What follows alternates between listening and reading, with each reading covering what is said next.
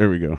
Now I think we're good. Okay. Yeah, now we're unmuted. Boom. I don't know why I'm still bouncing. Because And it does not include a paid promotion. Oh. There's no sponsors for this episode. Well, that's what it said on there, so I'm just reading what it said. So I'm like, No. oh, okay. They couldn't afford your episode. You're too big time. Yeah. I told them I had to charge double for this episode, and they were like, "Oh, I'm out." Oh, gotcha. Well, no, it's just a scheduling thing. They like have X amount that they do per period of time. Okay. It's not every single podcast. Okay. And they don't get to pick which guests they get to do. Sure. It's if I want to sound fancy, I'm going to say it's based on an algorithm. Oh. It sort of is though. Like it's sort of like rhythmic. Like they get a certain amount per week when I do X amount of podcasts per week, blah blah blah blah blah. Sure. Hard to explain. Oh, I gotcha. Yeah. So there's no sponsors tonight. And I like it because then I don't have to record ad reads. I just had that logistical little thing because I did one last month without any sponsors too, and I was just like, fuck, I couldn't remember how I did it. But Adam, how are you, buddy? Mr. Jared, it is a pleasure. You son of a bitch. Yes! Yes! On record, one time. I wanted to get it on record. 1 minute and 35 seconds in. You son of a bitch. See, that's what I don't understand. Like, you're just like, I find it annoying. I'm like, so annoying. But it's a way of showing respect, especially this is the first time we've met. First time. True. In person. I'll give you that. Because you did read a few of my posts when I was in the live chat, and I'm just like, you were like, Mr. Jared, and then they're just like, okay, and then it's just like, you gotta stop. You got to stop. And I'm like, it's just a way of showing respect. Yeah, but I think like for me, like when someone is too respectful, it almost seems like disingenuous. Either that, it almost seems disingenuous, or it seems like you're almost afraid to be offensive. And then if you're afraid to be offensive, you're afraid to be yourself. And then I'm not really getting to know so I guess it still kind of tailors back to being disingenuous because it's like, I don't know. It's that's why I kept giving you shit in chat and like throughout podcasts and stuff. It's because like in the music industry, we're all peers. We're all equals. So like there is no sir, ma'am. There is no hierarchy. I don't want to hear that shit. Like I had to worry about that at my old job. But this is the first time meeting I quit my job for a reason. But this was the face to face because that's fine. You got your one. Yes, you got. And I'm extremely happy and excited about that. That I got my one. And I responded in brand with, "You son of a bitch." Yes. That is not any reference to your mother. That is just a common colloquial phrase that we use here. I love the little dig you gave to me when you had John and Blake on the podcast last week. You're like, I swear to God, if you say Mr. John, you're both getting dick pics and you're ending this now. And then you look at the camera, I'm like, you son of a bitch. You directed that at me. I'm the only one for the past months.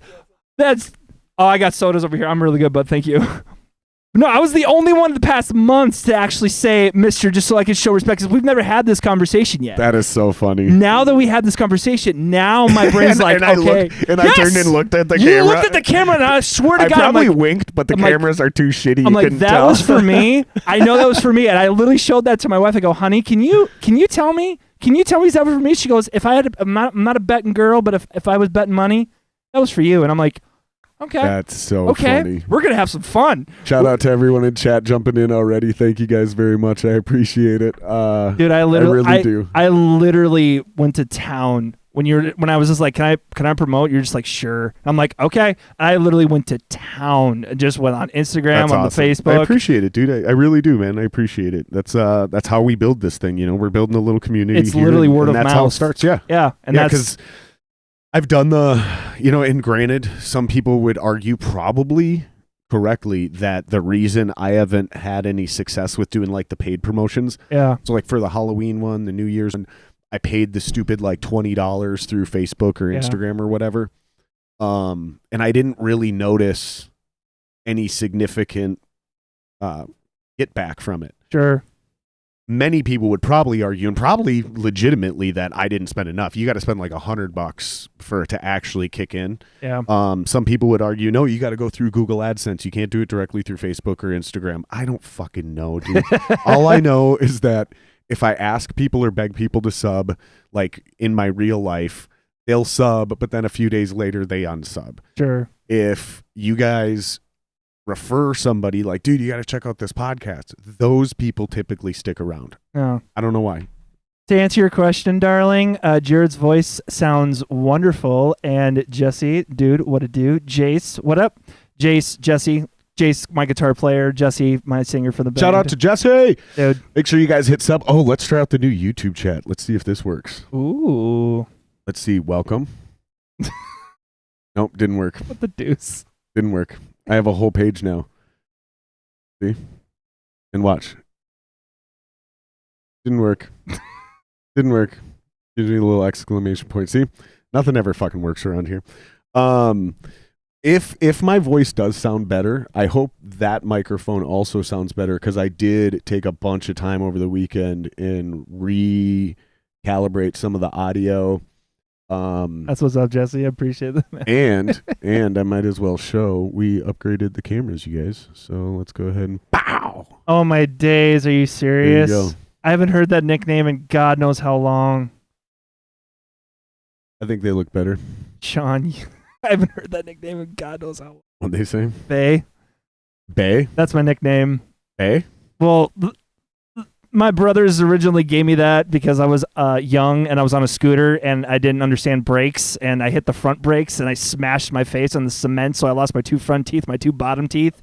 They called me Bay Window, and eventually once I grew back and all that jazz, they eventually just shortened up to Bay. And I haven't heard that nickname in Bay Window. Holy shit, that's hilarious. Dude, oh my God. It was interesting to say the least, but dude, what's up, Sean? All right, sorry about that, guys. Oh, I went the wrong way. Adam, will you do me a favor? Will you spin that back my way?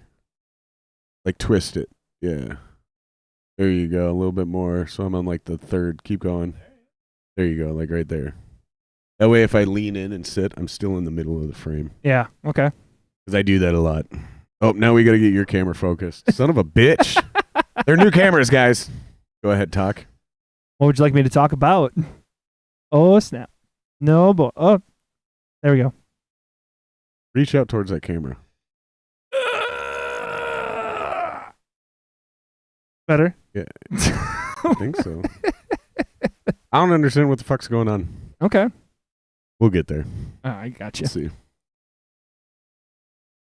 So for people that don't know, tell them who you are and what you do. I am Adam CD, or just Adam D.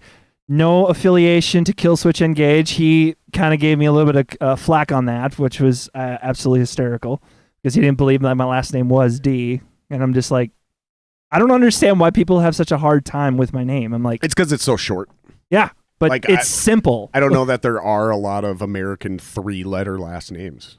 That's fair. I think it's just it lends itself to assume that you shortened it from something else, like D'Angelo or fucking. No, I got, yeah. But no, when I tell people my last name is just D, they're just like, no, seriously, what's the full last name? And I'm like, just DEE. That's it. But yeah. You should add a third E in there legally, just to be a fucker. Dude, just to be hilarious. the amount of- D-E-E-E. Come on, the amount of paperwork you have to do, especially dealing with the government and with that type of stuff. No, dude, no, thank you. Thank you, guys. I don't want that. I don't want that type of stuff. No. But I play guitar and backup vocals for my band Forever in Gray. And how long have you guys been a group? I love that you're asking me that question. No. Are you the new guy? For 3 years, I'll be in this band coming up. So they were around before you were. Yeah, they were around way before me. Their original members is Jace, Jesse, Nick, Josh, and Jeremy. Jeremy bailed because he had some personal issues, and then he's just like, I got to get my life in order, and then he literally just cut everything and just started anew type stuff. Typical of a Jeremy. Love you, buddy. I'm just kidding. I love you, Jeremy. I was actually talking about Jeremy Blake. That was a pretend shot at Jeremy. Jeremy's not a quitter. He doesn't flake. I just thought it was funny to pretend he did for a second. Dude, these cameras are driving me nuts. I got to fix this real quick. I'll just keep talking. Going. Yeah, I'll just keep talking then. But yeah, Jeremy had to he leave to go and just get his life in order. And I honestly don't think I met him. I don't think I honestly met Jeremy. I met everybody else. But well, obviously before I joined the band, but no, No, for a while, I think I recall it. You can totally call me out, Jace and Jesse, if I'm doing this correctly. They were on. It was just a 4-piece, just them for I think about a year and a half, and then I put out my album with a buddy of mine. That just to clear this up, we're not talking about the same person. I was joking about my buddy Jeremy Blake. You're talking about a completely different Jeremy. Yeah. Just to clear that up for any confusion, we're not actually talking about the same person. But yeah, one of my buddies actually had a bunch of recording equipment, and I asked him, "Can I just record my album?" And he goes, "Sure." And I just worked on that album for quite some time, and then I put it on Bandcamp. I put it on Bandcamp, and I literally texted everybody on my phone. Every one of my contacts, go to Bandcamp, listen to it, give me feedback, and then on my honeymoon, which I give, no offense, Jesse, don't even feel bad, or don't even sweat it, buddy. Like on my honeymoon, Jesse texts me like, I listened to your album, I showed it to the rest of the guys, and we want to bring you in as our other guitar player. And I was a little blown away and also shocked, because if you listen to it now, it's trash. But it's not to the quality that I would like now that we all hear that I want to bring it to. But isn't that weird how you like when you wrote your shit, when I wrote my shit back then, we thought it was great. And we showed it. And we showed everyone. And but now so you proud look of back it, and it's almost humiliating. In some ways it is, depending on who you are and what you're listening to, because there's stuff of mine that I would be legitimately humiliated if someone heard. No, I completely understand that. And I absolutely. What do you think that is about us that like we think it's great then? It's pretty obvious why we can admit why it's trash now. Well, yeah, but now. Why do you think we think it's good then? Like, we're still listening to good music. It's not like music was shittier back then in general, so we had a lower bar to measure it to. You know what I mean? Like, it's growth. Pros are pros, but why are we delusional enough to think it's good when we're that age? Because at the moment, at the time of when we make it, we're proud of the work we put into it. We're proud of how it sounded at the time. And then as you grow and as you kind of mature, you're more of a sound and more of a direction of fine tuning. You look back at it, you're just like, ooh. I think you're onto something. I think it's you're proud of the accomplishment. Yes. And you want to share that with people. And you just want everyone to see that and hear it and listen to it. But then, yeah, he listened to it. He showed the rest of the guys. They were like, "We want to bring you in." And I was like, "Can I have a couple of days to think about it?" And he goes, "Yeah, we're in no rush." And I asked my wife, I go, "Babe, what do I do here?" And she's like, "Whatever you decide, I'll back you 100%. And 100. Dude, I honestly, if it wasn't for Brian Head Welch's story, I probably wouldn't have joined Forever in Grey, because what happened with him. So that's the dude from Korn. Yeah. What do you mean his story? Well, he left Korn, Yep. became a Christian. He's just like, God's telling me to do this. God's telling, because he became a Christian, and that's why he left Korn, right? Yeah. Yeah, okay. It's because he became a Christian. He had to leave Korn because he had a lot of personal demons to deal with, which is completely understandable with the life that he had as the rock star. And once he got his act together and everything, his testimony is what made me jump into Forever in Grey, because after getting all of his stuff cleared out, I cannot remember the festival, and I've watched the documentary I don't know how many times, but it was some type of festival in North Carolina. It was 2013. His band, Love and Death, was opening for POD, and Korn was a headliner, so they were going to be in the same facility, and they haven't talked in quite some time, and then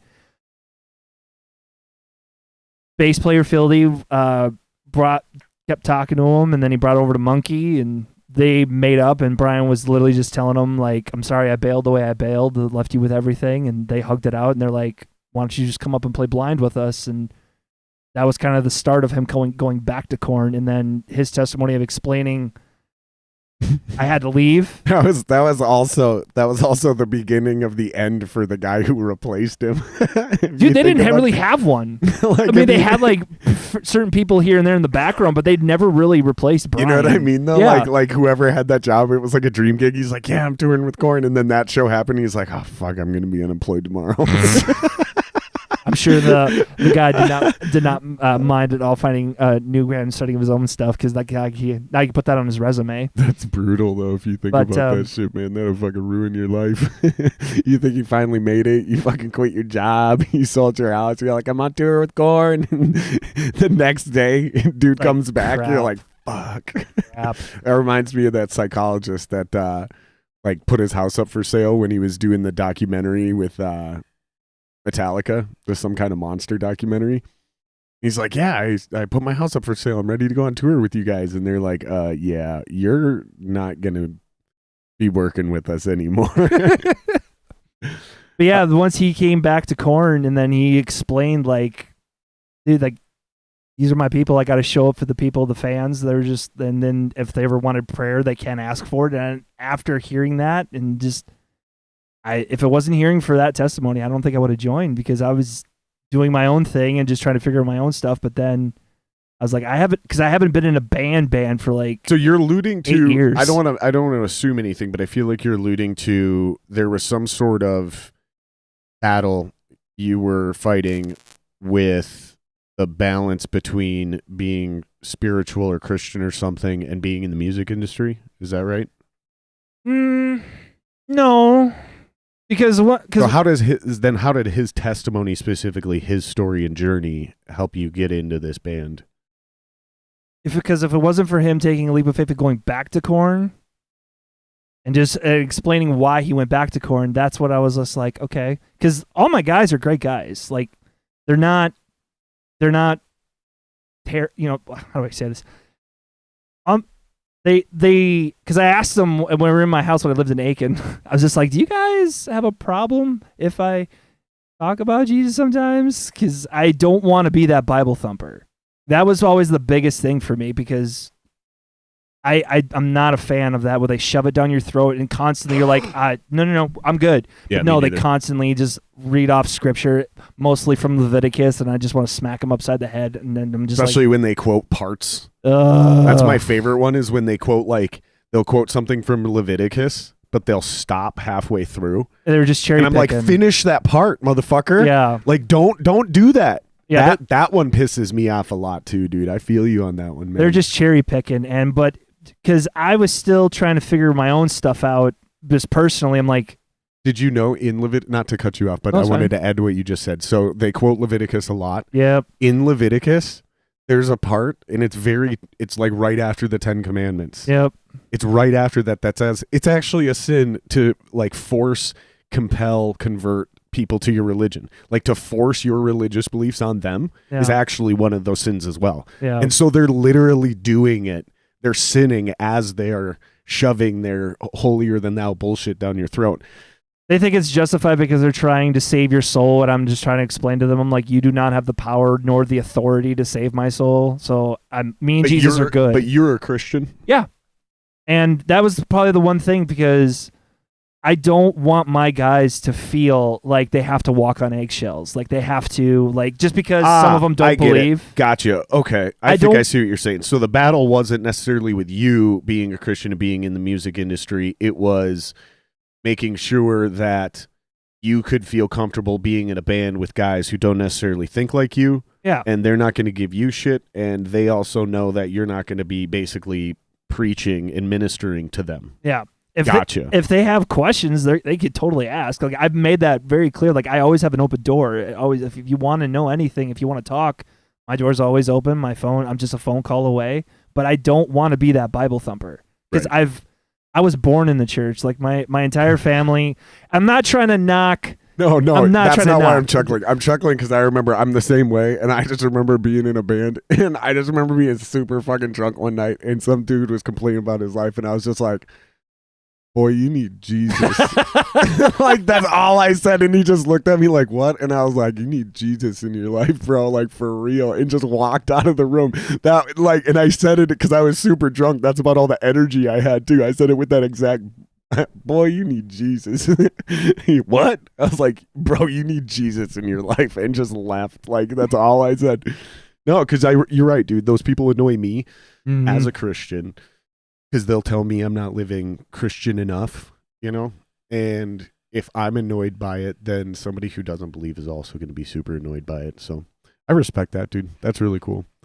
You know, and it doesn't mean that you got to keep that shit to yourself. It doesn't mean that you have to be ashamed to be a Christian. It doesn't mean that you know, nobody needs to know that shit. You know, don't even talk about it. That's not what we're saying. I hope that's not what anybody's getting out of this. No. It's just more or less like we don't want to be on a soapbox every day of our lives. Yeah. And that's the other thing I don't want to do is I don't ever want to use my platform. So whether I'm in a band or the podcast or a job, I don't ever want to be that person who uses their platform to further their politics or their religious agenda. Yeah. Or beliefs either. Like, I'll let you know what's up. Yeah. But it pretty much stops there. No, I agree with that, dude. No, I think that's a sign of maturity too.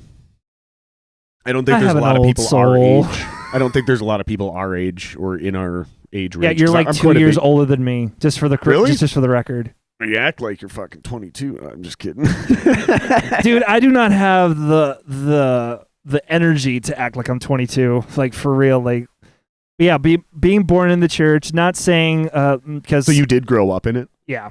So I just because actually some of my cousins are actually in watching this. So boys, what's up? But no, We got some Satan worshipers in the chat too. yeah, they're fine. Shout out to them. They're fine. I love all my fans. But I love all the Jamies. being into the church and then just having a piggybacking off my parents' faith, like I didn't discover my faith until like I was in my mid-20s. But I like how what you said it, like you are down with the faith, but you're not down with religion because it's man-made in the church. Oh, fuck yeah. I'm the exact same way because I see religion as the church because being born in the church and growing up in the church, I see the hypocrisy. Yep. Yeah, I see the cliques. Yeah, the shortest way I can explain it to people that don't understand, because I go, well, I'm like spiritual, but I'm not very religious. And like, I've even heard Rogan go like, ugh, what does that mean? That's so flaky. And I'm like, no, it's very simple. Yeah. Religion is an institution created by man surrounding a spiritual faith. Yeah. So I guarantee you, if Jesus was here today, he would probably rebel against the modern day Christian church just like he did the old school version of what he did back then, because it's almost the identical thing. I mean, sorry, dude, if you're a big Joel Osteen fan, I hate to break it to you, but like, I don't think Jesus would be super down with what that dude's doing. The fact that you're a Bill Burr fan and a Joe Rogan fan, his episode where he had that with the blue carpet and they were completely making fun of Joel Osteen. Were they? Oh, my days. I didn't see that. Oh, one. dude, you have to go back to it because they're completely making fun of Joel Osteen, and I'm just like, yeah. That's awesome. Yeah, just fuck that guy. Seeing the cliques in church and being I would definitely say a black sheep. I'm the black sheep of my family. No offense, guys. But I am the black sheep of the family. I am this outcast because of certain, how you would say, very interesting things. It's so funny because like it sort of makes sense, you know, since you grew up in small town Minnesota. Yep. But like based on the way you look and the tattoos and like how nice and polite you are, you're just like another hipster in Minneapolis. There's nothing dark about you. There's nothing outcast or different about you. You're just another dude. You know that's what very I mean? sweet of you, but I mean, if you want, I can get into somewhat of the details of my past, but not all of it. I mean, because that would take about like 6 hours. We got that kind of time, buddy. Exactly. So I'm just like, what? But because I've always wanted to be part of a church, I just didn't like the politics of church. Right. And there were a few churches that were actually pretty dope that I was a part of, and I tried to do my best. The tithing thing fucks me up too, because it says in the Bible you need to tithe, but like that feels so weird. Like, I get it. I get the text of the tithing. I get it because you're literally putting your money where your mouth is. right, but I like, get it. but like how they tell you, like if you don't tithe though, you're not really getting the blessings. That's like, because they're using, and that's what like bothers pay to me. place. It just feels so creepy. Like It literally boiled down to once eventually I got used, because once I actually stood on my feet and actually not really going against the church, just like I'm a Christian. Yeah, absolutely. But at the same time, like I have different viewpoints and different paths that I've taken that I don't agree with some of the stuff that you're doing. And when the tithing part, so what are your stances on Israeli-Palestine? I'm not just kidding. that deep. I'm just kidding, dude. Not that deep. I have enough. To go there. I have enough with this. But the tithing thing, I get it, just because you're not trying to control yourself. You're putting your money where your mouth is. You're showing Right. trust in the Lord. Did you tell them they were the Lord's chips? I don't know if you're a Nacho Libre fan, but it's literally putting your money where your mouth is. And walking by faith, and I get that. It's just the hypocrisy of what church does. It's like, because they say like, we're going to do this outreach program, we're going to go to different countries and minister, but sometimes it does the money. That's not what it does. It's you're paying them like that. The guests at church is your salary. Yeah, it's crazy because I've been to churches that like started off nice and small and humble, and then all of a sudden it's like I'm doing the math in my head, and I'm like, even with a discount and tax free, that's still $100,000 worth of music gear on that stage right now. Mm-hmm. Like, I get it. It makes it more inviting for more people to build the congregation. I get it, but at the same time, it's like, I don't know, man. It's just, and then is where it really, the church specifically is where it's always, the reason I've never stuck with a single church for more than 6 months to a year is because they will, like, I'm on board, and then all of a sudden one day I show up and they say some shit, they say something, and I'm like, no. Like, I know that part of the Bible, and that is not what that means. Like, there's no way. Because this, again, is already going against everything that we talked about for the last year, or in this case, my entire life. Yeah. I get annoyed with it, to be quite honest. I get that church works for the majority of people. I get that. I'm not trying to knock people of saying like you're a sheep, like no, that's not what I'm saying. If some people like that path for them, that's where they found peace, and they want to be part of a group. Like that's just how human beings are wired. It's nothing wrong with that, and I'm not knocking those people. Right. It's just growing up in the church and knowing everything about it and how it works. It's like, I'm going to take a line from Bill Burr. They're in the God show business. Right. Once I heard that line from Bill, I'm like, he's a comedian. You're not really supposed to take them seriously, but he makes a very solid point. Like, it's the God show business. You watch HBO? We will hear eventually. Guys, look this up for me. I think it's called the Royal Tenenbaums. That's a movie. Aww. There's a Savannah, what's up, girl? Thank you. I appreciate that. There's a TV show on there's a TV show on HBO, and it's with John Goldman. The dude from Eastbound and Down. What's his fucking name? The only thing I know about Eastbound and Down is Smokey and the Bandit. And that Walter, is 70s. Walter Goggins? Is it Walter Goggins? Fuck, I can't remember. I love but it's exactly what you're talking about. It's about this family that's in the God show business, and it's exactly what you're describing. It's what Bill Burr jokes about. Yeah. And yeah, I think it's pretty obvious. I get it. It works, and it's just someone I'm more of a specific type now. Like, I'm more looking for more of an intimate walk, if you will, and I realize eventually, like, that's just gonna have to just boil down to myself. Like, my walk personal is just, it's gonna have to do with me, and then eventually, the reason why I'm so polite and how much you rip on me, which I find hilarious, and I'm like, sometimes you'll get under my skin and I'll be like, oh, okay, all right, motherfucker, we're gonna do this. Okay, then you're just like, you want to step up, let's step up. But no, the reason why I'm so polite is you catch more with honey than you do with vinegar. Grandma taught me that.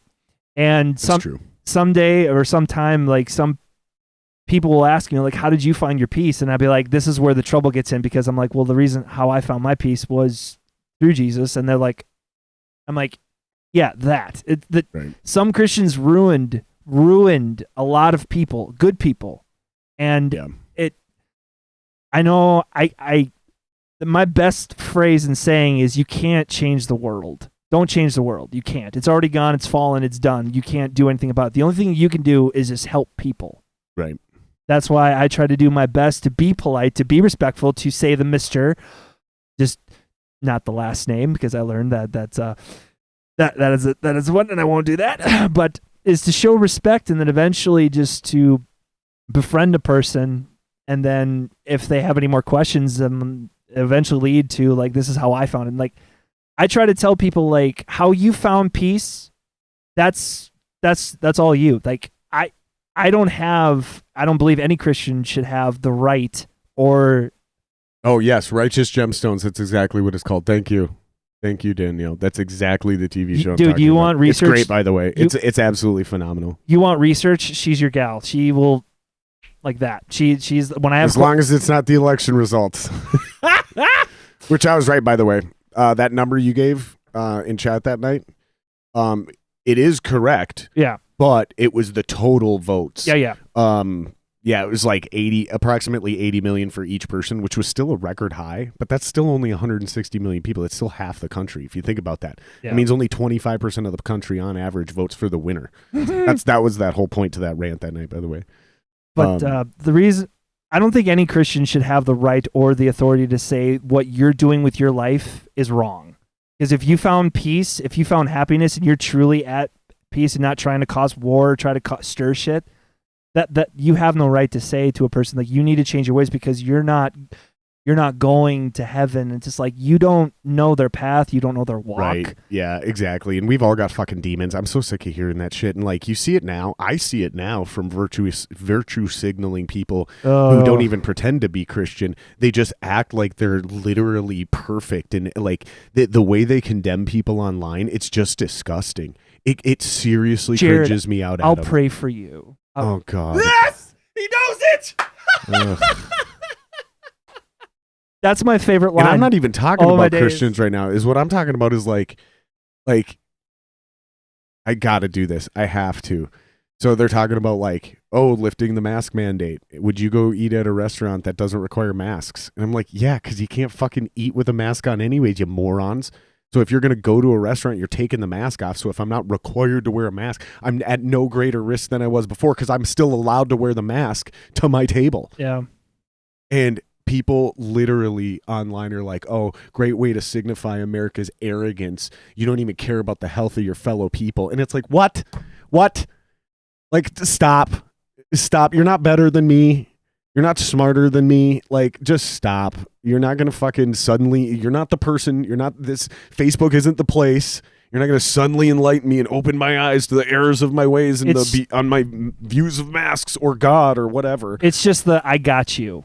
That's what it is. It's same thing on the other side when they condemn you or call you ignorant for believing in God. You want to believe in a blah, blah, blah, blah, blah. Like, no, I'm not a child. I don't believe in fairy tales. It's like, wow, that's super dismissive and condescending. Like, so you're so intelligent that you've been able to prove what no one's been able to prove. And you know that for a fact. Mm-hmm. No, because you can't prove. Oh my God. This conversation is already exhausting. Like just even having this version of this conversation, because I think we agree. And it's just an endless rabbit hole of just shittiness. Yeah. And that's if you want to boil it all down, if you just want to take away I love how if you just want to boil it all down, Jesus basically said it best. Love me with all your heart, soul, mind, all that jazz. Yeah, I get that. Yeah, we're cool. Jesus, we're cool. And just love your neighbor as yourself. The golden rule. That's something that I want to know. What in the world? Where did that go? What happened to the golden rule? I've been trying to figure that out for at least 10 years. I think it got melted down and turned into a bunch of grills, bro. That's why that fucking ribeye steak is so good. I got you. So to boil it down, basically they were like, "Hey, little Christian boy, you want to come be in our heavy metal band?" And you were like, "Sure, if you're cool with it." And they were like, "Oh, we're cool with it." And then you joined the band. Well, no, and that was 3 years ago. Because Jesse asked, I was just trying to figure out because I literally was just trying to figure out because they have their different walks. I know 2 or 3 of my guys have been burned by the Christians and by the church. That's why they're like, no. And I'm like, that's like burned like at the stake. Metaphorically, I'm just metaphorically, kidding. yes. But that was the imagery that popped in my head when you said they got burned. No, I got you. And I literally just want to be like, I can be myself because I'm very outgoing. Once like the beginning, I'll be shy, I'll be polite, but once we talk, meet up face to face, I can finally be on a Jared basis and be like, we're cool, because my brain finally like, oh look, face to face now, we're actually on the even playing field. Yeah, I'm a big fan of like dude, bro, man. I can't. That's too much Chad energy. I can't do that. I can't. I'm a bruh. Yeah, brah. Dude, brah. dude. Dude, I love the brah. Bruh. Come on, brah. There's too many memes. There's just way too many memes of bruh. And I'm like, no. Bruh. But once I just said, I'm in. I literally texted him like, you know what? I thought about it. I prayed about it. I'm in. It was literally just like, just be yourself. If they have questions, ask. Otherwise, just treat them as a friend. Just treat them how you want to be treated. That's it. And then the first practice hit, and I flowed with my drummer Josh, and Jesse was screaming his lungs out. And I'm like, okay. I'm liking this flow. I'm really liking how he's playing. I think this is actually do something. And at the time, I was rocking a Valve King 212 with a crate half stack, so I literally just plugged it in, and then I'm just like, because we had our first show at the garage, and after that show, I was like, Bro Sidon. Teddy Roosevelt. Oh man. Shout out. If people are listening to this on audio and they are wondering where all these random things we're referencing shit that's being said in chat, live chat. So if you guys want to be part of the live deal, you gotta come to YouTube. But after the garage show, I literally was just like, we gotta step up. I gotta set this up because it sounded good, but I just know that something's better. And then eventually, my wife spoils me. I kid you not. Like, she's my sugar mama. I literally set this up. So you're the loser musician. Yes. She's the breadwinner. She is gonna be the breadwinner. Oh shit! Like it took a good chunk of. You better not be quitting your job yet. No, that's 5 years from now. Okay, yeah, good. No, that's 5 years from now. Yeah, you guys aren't ready for all that yet. But no, it took some convincing. But once I literally laid it out for her, like this is something that I'm meant to do. This is something that I need to do because. I will go into this one because you asked about it, because you said like if it was just therapy. Because you said if it was just therapy, it would be in just for you. And I'm like, because I got buddies like that. I got buddies in awesome bands, and they don't even play shows because they're like, dude, it's literally just it's therapy. It's once, twice a week at most. That's it. But there's also a missing component, is that all of us are connected. All of us are. Another person is eventually going. I know, like a lot of people give a lot of people flack for this because they're like, go see a professional or something. But I'm like, no. Some people look for other bands for like, you're going through the same thing. I write music, what I'm going through. This is my therapy of getting it out and actually trying to make sense of everything that's going on in life because life is complicated. Somewhere along the line, someone's going to come and discover our music, lyrics, and they're going to be like, what did you mean by this? And it's this is like the cheesiest and just annoying thing, but this is it's a way to witness without witnessing, without Bible thumping. Like, this is what it did for me. It could work for you, but I'm not pushing you towards that. If you take meaning for it and you take it, because music is art, is open for interpretation. And so if you take a different meaning from it, that's great. But I'm not going to be like pushing you or forcing you to believe what I believe. Like, this is what I do. This is how I get therapy from it, but also putting it out for anybody to find it or try to promote it. And if they take meaning from it, then it was meant for them too. So we're all connected. We're all human beings because everybody needs somebody to help. Everybody needs help. There's nothing.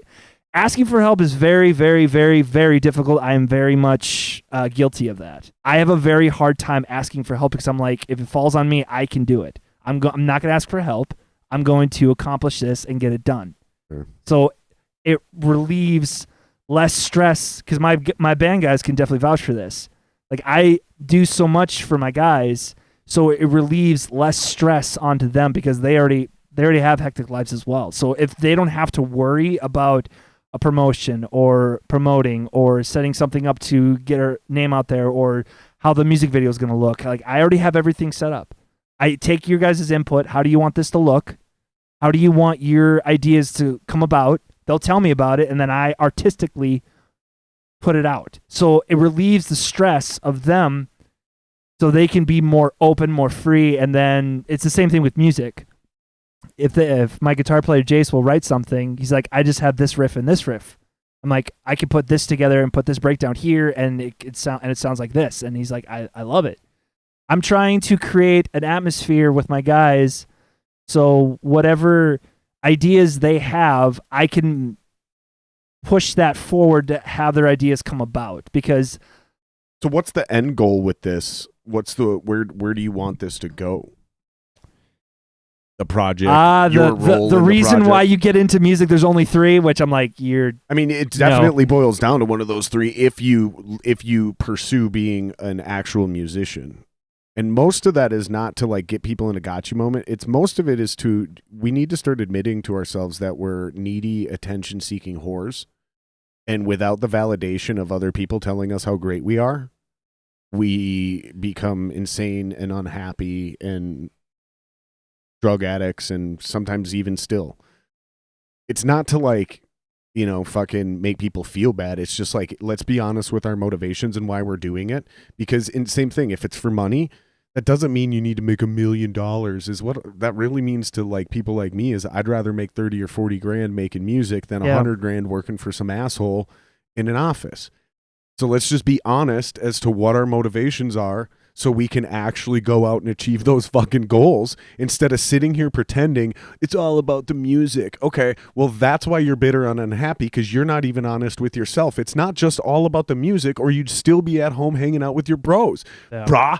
Like, that's just the reality. That's the fucking reality. You started playing shows for X, Y, and or Z. And as long as you can be honest with yourself, then you can actually start looking at yourself and trying to get better. Yeah. Because if you're doing it because you want to like be famous, okay, and then somebody goes, dude, your shit ain't good, dude. Your shit sucks, bro. And they go, oh, why? And you can explain it. Now you have a motivation. If I want to get famous, I got to write better songs. If you're doing it for money, dude, your shit ain't good enough for people to pay for, bro. Nobody's going to go see your fucking band. Okay, now if you want to make money, you got to get better at this XYZ. Maybe it's promotions or designing flyers just to get people to the show. There's so many things that you can zone in on and figure out what you're failing on if you understand what your fucking goals are to begin with. Yeah. And that's just, I think my main motivation is like getting people to understand their worth. Because I know talented musicians that should and could be making 100 grand a year, doing studio work, doing session work, fucking jobbing on the road, playing in local stuff, cover bands, whatever, and they're making 32 grand a year working for some asshole, and they're miserable. And it's like, dude, we don't have to do this anymore. Let's just figure out what you really want. And a lot of guys think it's so unattainable. But it's really not. It's right here in front of us. And I know people that are doing it, and I'm trying to show more people that are doing it, and I'm bringing people on that aren't doing it so we can have in-depth conversations, and I can let them know, like, dude, this is really fucking good. You guys should be doing this. You should be doing this. You could ease, like, if you think about it in simple terms, most of us, unless you have a large family, really don't need to make 100 grand a year. No. We could still actually live a decent life on 40 or 50 grand a year. You got 5 band members, let's just say 50 grand. That's $250,000 a year. Seems like a lot of money you got to make until you realize 10,000 subs at $5 a month in your fucking Patreon is 50 grand a month. Yeah. That's $500,000 a year. Now, when it comes to goals, literally a change. It's not that fucking hard, you guys. And 10,000 people to pay for your shit, that's a drop in the bucket when there's 330 million people in this country. Yeah. When it comes to goals, like we're basically, like for my guys and myself, of course, we're basically sitting in one of the goals. Like I literally shot you a message and like it was just a shooting out there like, hey, Jared, how would you feel about having me come on podcast? Here's my band. Here's some of my stuff. And like this was literally just a shot in the dark, learning that if I don't ask, it's always going to be no. So this podcast of this episode was literally just like another goal of like, okay, it's obtainable. Rome wasn't built in a day. Exactly. To get to the 100 grand, like what you're talking about, it's not hard. No, but it's just, it takes a long time. Extremely long time. And so learning at the end game, it takes one fan at a time, one brick at a time. Not only that, dude, not only was Rome not built in a day, but Rome didn't become Rome in a day either. Meaning like, what I mean by that is by the time you get 100,000 subs, or even 10,000 subs at $5, you'll be the shit. Like, you will be good. Yeah. Like right now, your band probably isn't even. None of us are probably good enough or popular enough, obviously, to have 10,000. Well, some of us are. There's a couple people I've had on the podcast that make some balling ass fucking money. But by the time you get there, like for example, I don't deserve 1,000 subs on this podcast right now. I would love to have 1,000 subs, but I really don't deserve it. By the time I get to 1,000 subs, I will be such a better podcaster that I will actually deserve to make that money from YouTube. Yeah. So there's these super high thresholds that we have, and we say things like that Rome wasn't built in a day. That's true, but you also got to think of the skill set that you develop along that journey as well. Yeah. So by the time you become general, you actually deserve to be general. By the time you become a headlining band in this town, it's because you fucking deserve to be a headlining band in this town. Because you paid your dues. Yeah, you earn your actually stripes. good. Your fucking gear's top notch. Your shit's tight. Your songs are dope. All those, like you just said earlier, bro. You know, that shit you wrote back in the day, the shit I wrote back in the day. We listen to it now. It's humiliating. Ooh. Here's the question. 5 years from now, are you going to look back at the music you wrote now and be like, that shit was dope, bro? I would say the music videos, I don't know if you have them queued up or anything. We can get to that later. But the music videos and the music we did now with Rebirth, I'm like, this is a great start. I'm not going to look back and be like, that's trash. Like, I look at it and I'm like, this is going to be this is a good start, because now the new material that we're making now, it's heavier, it's harder. I'm actually a little bit of gent sprinkles in there. Not a whole song. I can't do a whole gent because that's just a timing thing, but just like little sprinkles in here and there. But dude, it's looking at Rebirth is a great it's a great start. Like, that is a good fuel for the car to push this sucker into the next level. And that's what I'm really looking back at this stuff.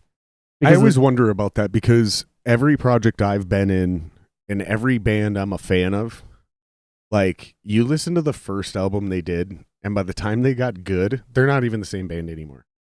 I think I probably bring this band up as a reference too much, but this is actually not necessarily to prove my point. They're kind of the only band I can think of that really did keep their sound. Coheed and Cambria, like, if you listen to that very first album and you listen to the new shit, it's the same band. They just got really good at what they're doing. Mm-hmm. Most bands, though, like Protest the Hero, you listen to their very first album before Kazaya, not the same band. Misery Signals. You listen to Misery Signals' very first album to what they're doing now, barely the same band. Metallica, Kill 'Em All, not the same band. You see what I'm saying? Like, but there's a certain threshold that you get to where I think you can still look back and go, like, that shit was dope. Like, there's this old rock band I was in where I hear that shit and I'm like, fuck, that shit was fucking fire, bro. Like, I'm really upset that band never worked out. You seriously just say fire? Fuck yeah, brah. Dude, you're tempted. You're pushing me to tempt me to say Mr. Singer. Like, for real. Like, what the deuce, man? What the deuce?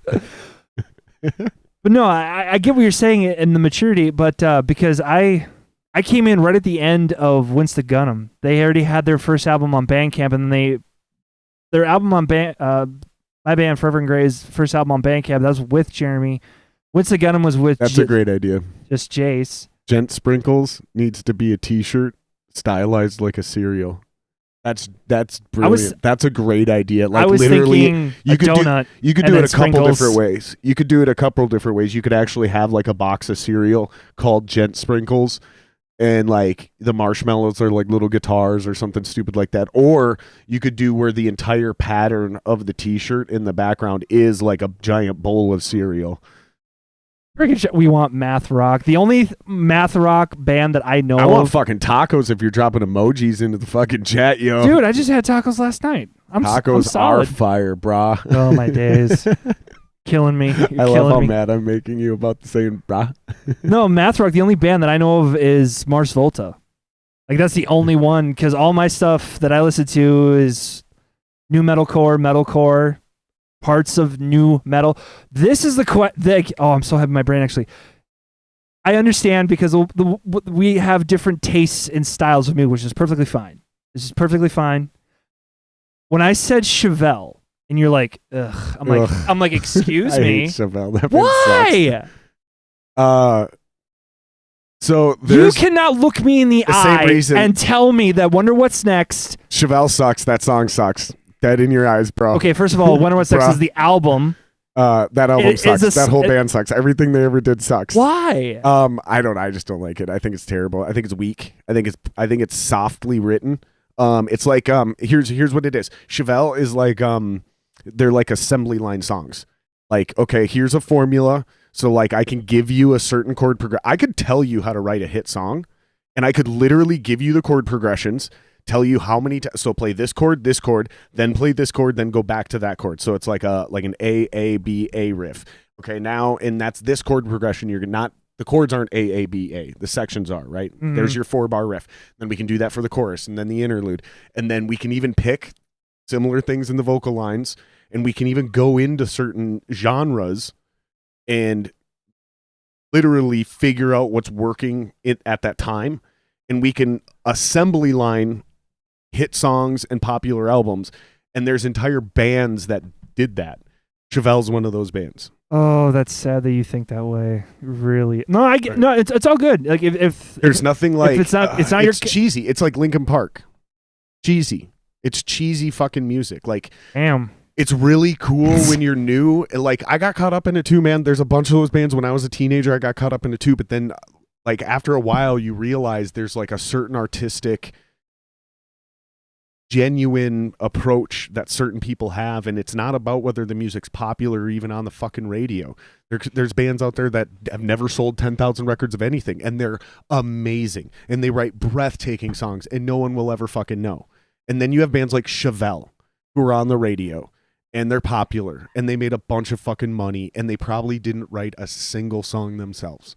You They're know put that. together by You producers. don't know that. You didn't talk to them. I can usually hear it though. That's what I'm getting at is I can got hear you. it in the music. There's certain music that when I hear it, I can tell that you didn't sit in your fucking bedroom and like cry over a girl and write these heartfelt lyrics. They're not an emo band. Some other person Jeez. wrote this love song and sold it to your label, and they brought it to you and said you need to record this. I think they're a little bit more authentic than that. But again, Maybe I'm wrong. Maybe I'm just a hater. That's no, because It's rare, but I do hate on motherfuckers. it's rare. Don't even give me that. Like three-fourths of your podcast is explaining like what you hate. I'm like, okay. Oh, the disingenuine people that make like audacious romantic posts online. Yeah, I hate those people. But no, because I'm gonna use like Bill Burr and Rogan because I do listen to him a lot. Like he's Bill Burr, Rogan. God, I haven't listened to Rogan much lately Dude, at all. he's becoming Ever since he went to Spotify, it's just dude. That's the reason why I got Spotify so I can listen because Really? he's That's a good cool. he's a good teacher. But I'm trying not to personally attach myself because if it wasn't for Chevelle, I never would have gotten into metal music because that's cool. Chevelle was the one that brought me in because originally I was a pop punk kid. You want to talk about a cookie cutter? I have purchased the most cookie cutter band really out there. Don't have. I rights. love My Good Charlotte. I do. I love them to death. I don't have rights to sit here and talk shit about bands more successful than me. I mean, they made money, they paid mortgages, they did all the things that most of us would ever hope to dream to do. And I'm definitely not jaded about it. Sure. There's just certain music, and here's the other thing: is like Stained is another one of those bands where like they really had me as a teenager. And then as I got older, now those songs are fucking cheesy, and it's like, ugh. You ever those get into songs are Seven horrible. Dust? However, that dude, and this is why Stained irritates me, is because now looking back, now that I know how much those guitar players could shred the whole time, they could run circles around all the bands that were awesome. And it was like, but they sold out. And that's kind of what I'm getting at, is it's like, are you doing what Jeremy Blake did, where when I left Dying Euphoria, he evolved his songwriting to where he was writing songs that lended themselves to a great vocalist in Joe Knox. Okay, if you're doing that, that's to me, that's not selling out. But if you're dumbing down your music and your playing ability just because you don't think you can write good enough songs to sell records and still make a living, that's the literal definition of selling out. You're getting rid of your artistic integrity just to sell records. So if I find out like Chevelle, those motherfuckers can throw down, then it only alludes to that because it was such basic music. Like I don't know. It's hard for me to like really sit there and like say those are good bands, because I've met a lot of those dudes and it's like, yeah, you can play your instrument and you look really attractive, like, and you're tight in the pocket, but you can't write a song. Like, you can't play your instrument. Like, you play your chords, you do the thing. I don't know, man. That's just one of the things that maybe I'm just being arrogant, you know? I don't know. I'm just know, trying to answer your question why I hate on Chevelle. No, I understand that. And why I give him shit. I mentioned Papa Roach too. I talked shit. Apparently they heard about that. Somebody knows them, and they were like, yeah. Well, if it wasn't for Pete, if it wasn't for Sam, and if it wasn't for Joe at the time, then Dean. Sorry, not sorry. I never would have gotten into metal music, because yes, I will agree that some of their stuff is somewhat simple, but less is more. And sometimes when you want to write a song that's just a banger, like to me personally. To answer your question, yes, very big fan of Seven Dust. Still to this day. See, and that's a great example. You go back and listen to any of that shit that Seven Dust started out on back in the day, and it still sounds fire today. It is not outdated. Mr. Singer, you're killing me with this. You're killing me with this. Dude, you're literally. I'm loving this. Ba-da-ba-ba-ba. But no, just with Chevelle, it's like some of their songs are simple, but at the same time, like, what, like, you don't need to add anything more, because right here is just like they're solid in the pocket, they're great. But yeah, I was originally a pop punk kid with Good Charlotte, Blink-182, Green Day. Like, I was unfortunately not I'm not knocking Green them. Day was dope. No, Simple Plan. I eventually was into them too. Simple Plan. I recognize that name, but I can't. Dick. I'm addicted to you. Oh. There's for a few months, but not knocking them. It's just you get it. I've learned that you get into bands at a certain point of your life, but then you outgrow them. Sometimes, yes. And sometimes they stick with you forever. Oh, for sure. And that's what I'm interested about. This is why I bring this up, because I'm convinced one of the big mistakes we've made in this scene is we want to play. Speak for yourself. I just got into this scene. Okay. Well, and hopefully you don't do this. Hopefully you don't fall for this allure of playing for 18 plus crowds, because people, have money and they get drunk, and sometimes you get paid more up front. Hopefully you're smart and you do what Wheeler did with SMB, and you do what the After the Burial Boys did, and you market to kids. You play a lot of all ages shows, because I'm convinced if you can get a kid 12 to 15 years old to become a fan of your band, you have them for life. Yeah. I don't believe in ADD, because I don't think kids actually lose attention or they get distracted. Oh, they become obsessed. I totally get it. I totally have ADD. It's not real. It's just mental indiscipline. Because here's why. Children who allegedly have ADD can watch the same movie on repeat all day long. I could tell you 9 times in a row. And I could tell you the exact line of what's going to be said, which is my brain's like that. And there's certain movies I'm pretty sure I'd say, like, for example, Top Gun. I could tell you every line of that movie from start to finish. It's like the opposite of what ADD is. But anyways, my only point to that is like, yes, some of those kids are going to outgrow your music, but some of them are going to be fans for life, is what I'm really curious and what I'm interested about, and why I separate so easily into different tiers, the way I refer to bands, is because I think if you outgrow a band, it's a sign that their shit was like a fad, or it was manufactured to be popular in that time. That's fair. Or it just wasn't very good, and you just didn't know any better because they just wrote something catchy. I mean, think about it. Baby Shark is catchy. Doesn't mean it's a good song. I got nothing on that one when it comes to Baby. You don't know what I'm talking about? I got nothing on that. Everybody in the chat is super mad because they're all going, Baby Shark. Oh, okay. that I know, but. You see what I'm saying, though? No, I totally see what you're saying. I'm almost more asking a question. I'm wondering if I'm simply like quantifying it and going, nope, that's a cheesy bullshit band because I outgrew that music.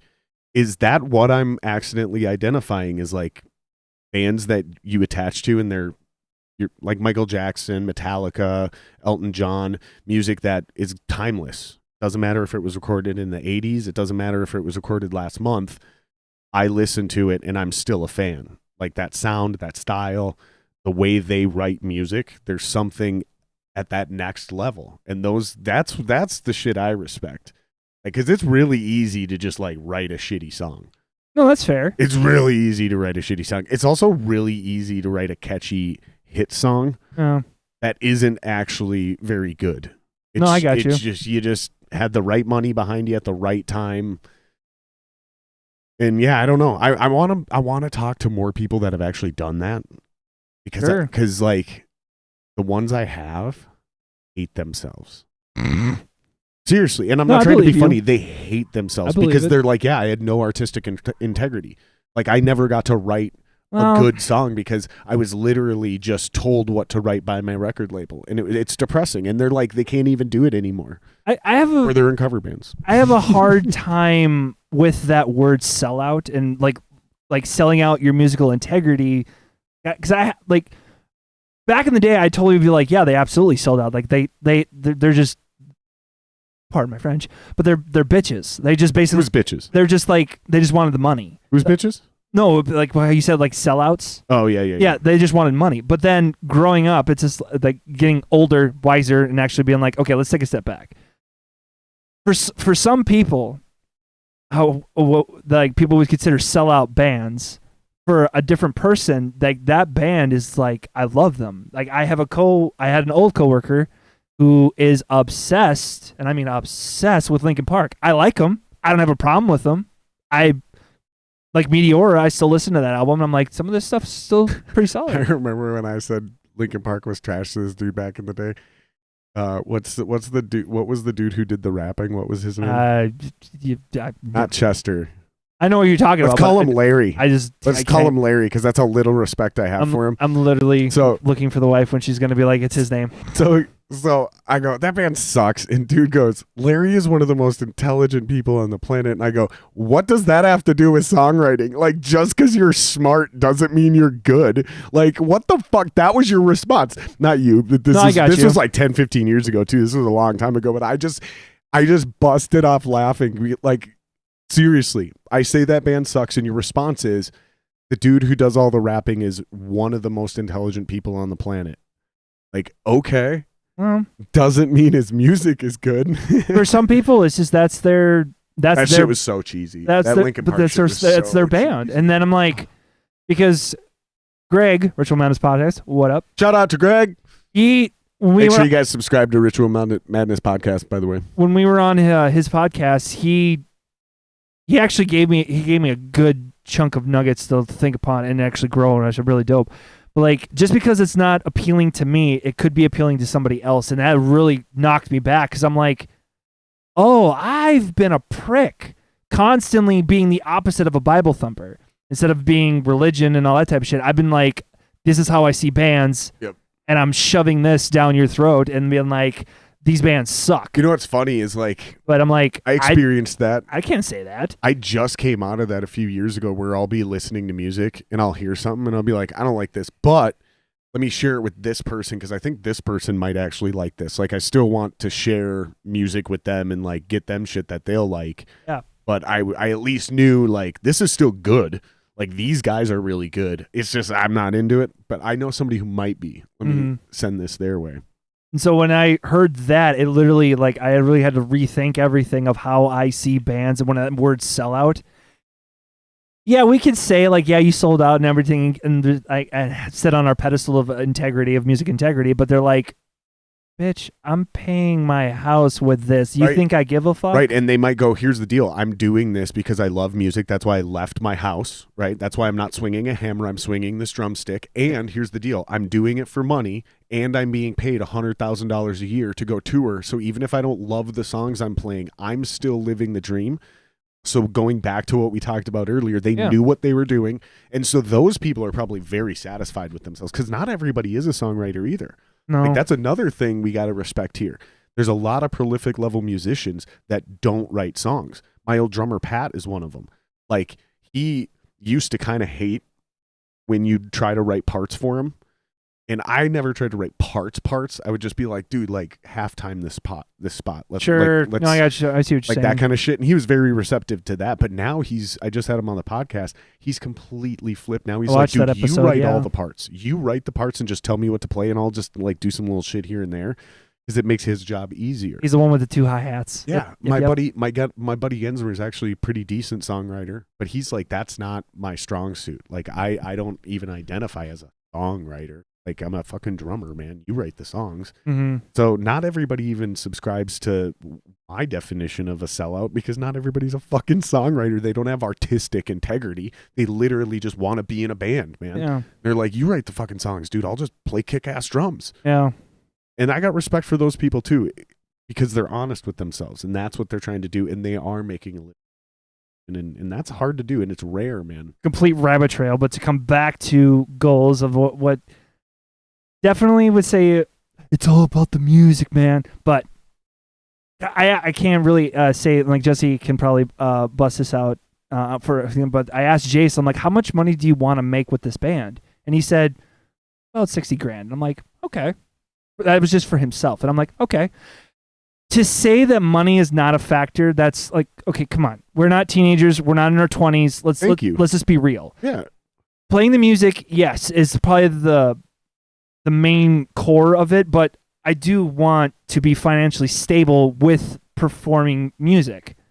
Like, it's nothing wrong if you want to get paid for what you want to do. Like you said, not swinging a hammer, I'm swinging a drumstick. Yep. Like, you're swinging something, motherfucker. There's nothing wrong with that. And people that have that, like, then you're just like a sellout, and they just complete virtue signal over you. There's that in the scene too. Yep. And so I'm just like, okay, well, if that's what you think, then that's fine.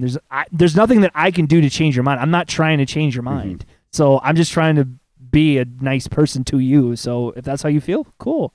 No? Yeah, I think we start making music because we love music. Yeah, you start that way. Yep. And you can even join a band because you love music. But the moment you decide to play a show, record an album, make a music video, there's another motivation there. And I just want people to start being honest with themselves, because then we can start establishing what you're actually worth as, like, and I refer to it like a business, but that's just the way my brain works. Sure. Like, but as an artistic entity, because that way you don't have to go, when you get that line like, oh yeah, we can't pay you, but it's really good exposure.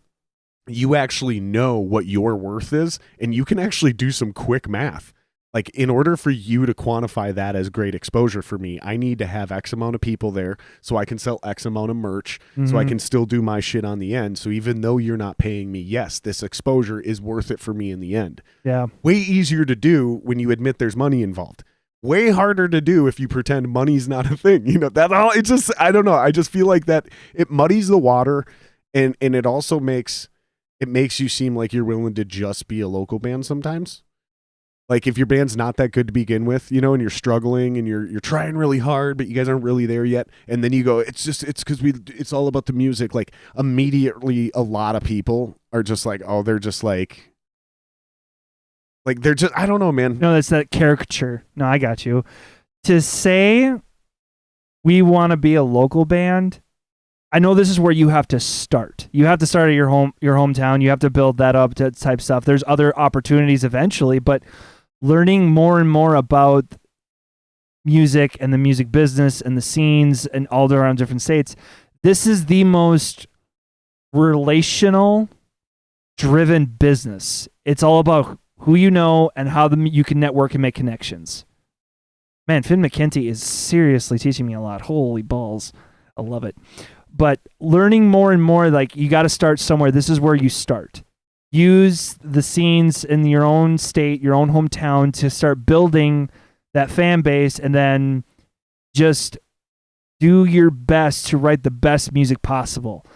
My guys could definitely vouch for this one for me.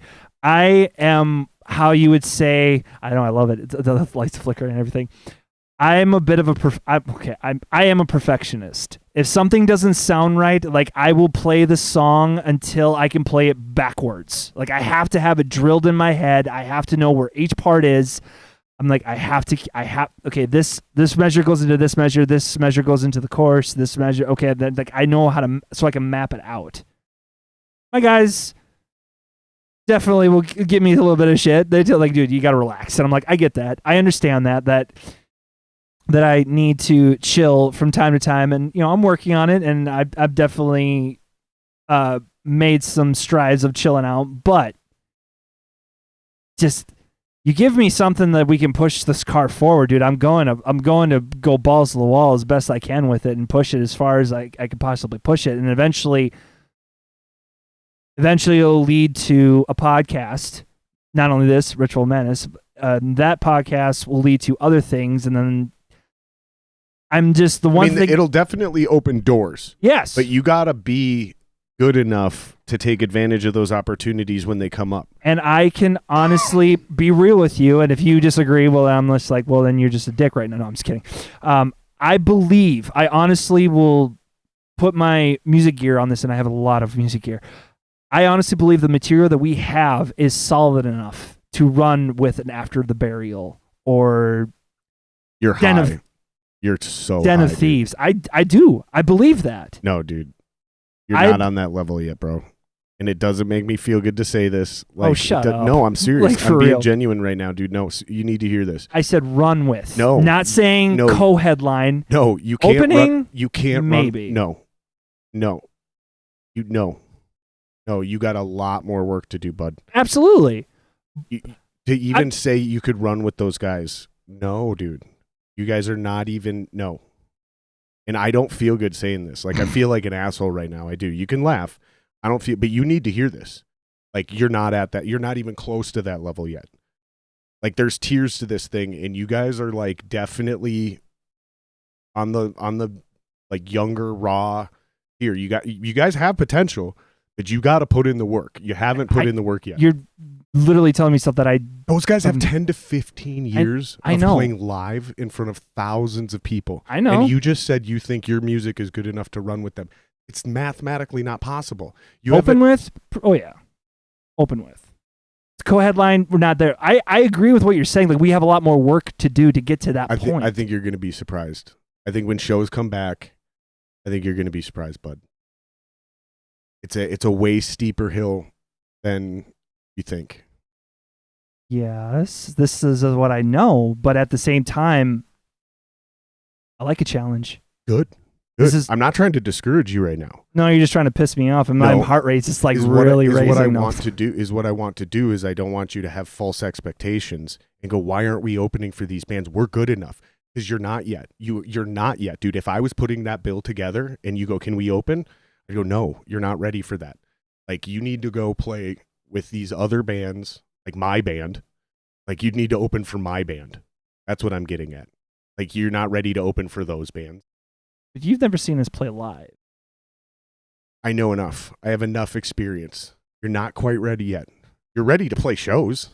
Maybe not even open. Maybe you could even play second on a bill. But not with like an ATB. No, dude. That's a whole nother level. That's like the NFL of music.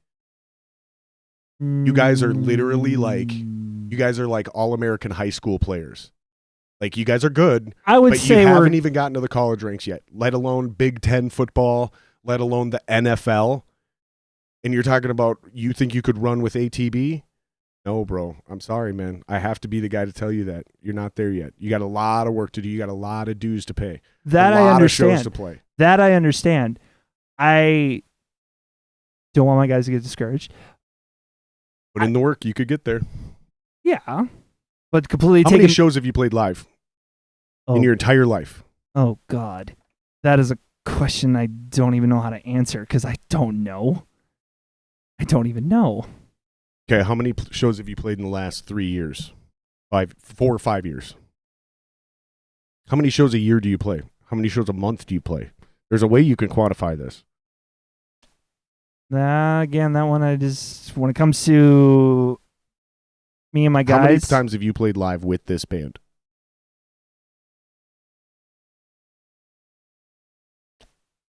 I would say, I'm doing a very broad estimate, but I would just say about 15 to 20, maybe more. When you add a 0 behind that number, you'll know exactly what I'm trying to explain to you right now. I get it. It's just your delivery is a bit dickish. Well, dude, you literally just said to me and to the world, you think you can run with After the Burial. That's like saying I could get in a fucking ring with Mike Tyson. No, okay, like let's break this one down. Mike dude, that's Tyson. way too. That's first way of all, too you're high. not in the same weight class. No. Neither are you. Neither is This your band, bro. After the Burial is. No, I don't want to call them. I'd definitely say they're metalcore, but I wouldn't call them. But they have the gent sprinkles. But true. I hate the genre thing. But yeah, whatever. You could call them metalcore. You could call them Midwest hardcore. You could call them gent. I don't care. Genre doesn't matter. But being on the same stage or the same bill. Let's just say the same bill. The same bill as After the Burial. I'm not trying to be arrogant. My band doesn't belong on that bill, bud. That's what I'm saying. My band does not belong on the same bill as ATB. We're not there yet.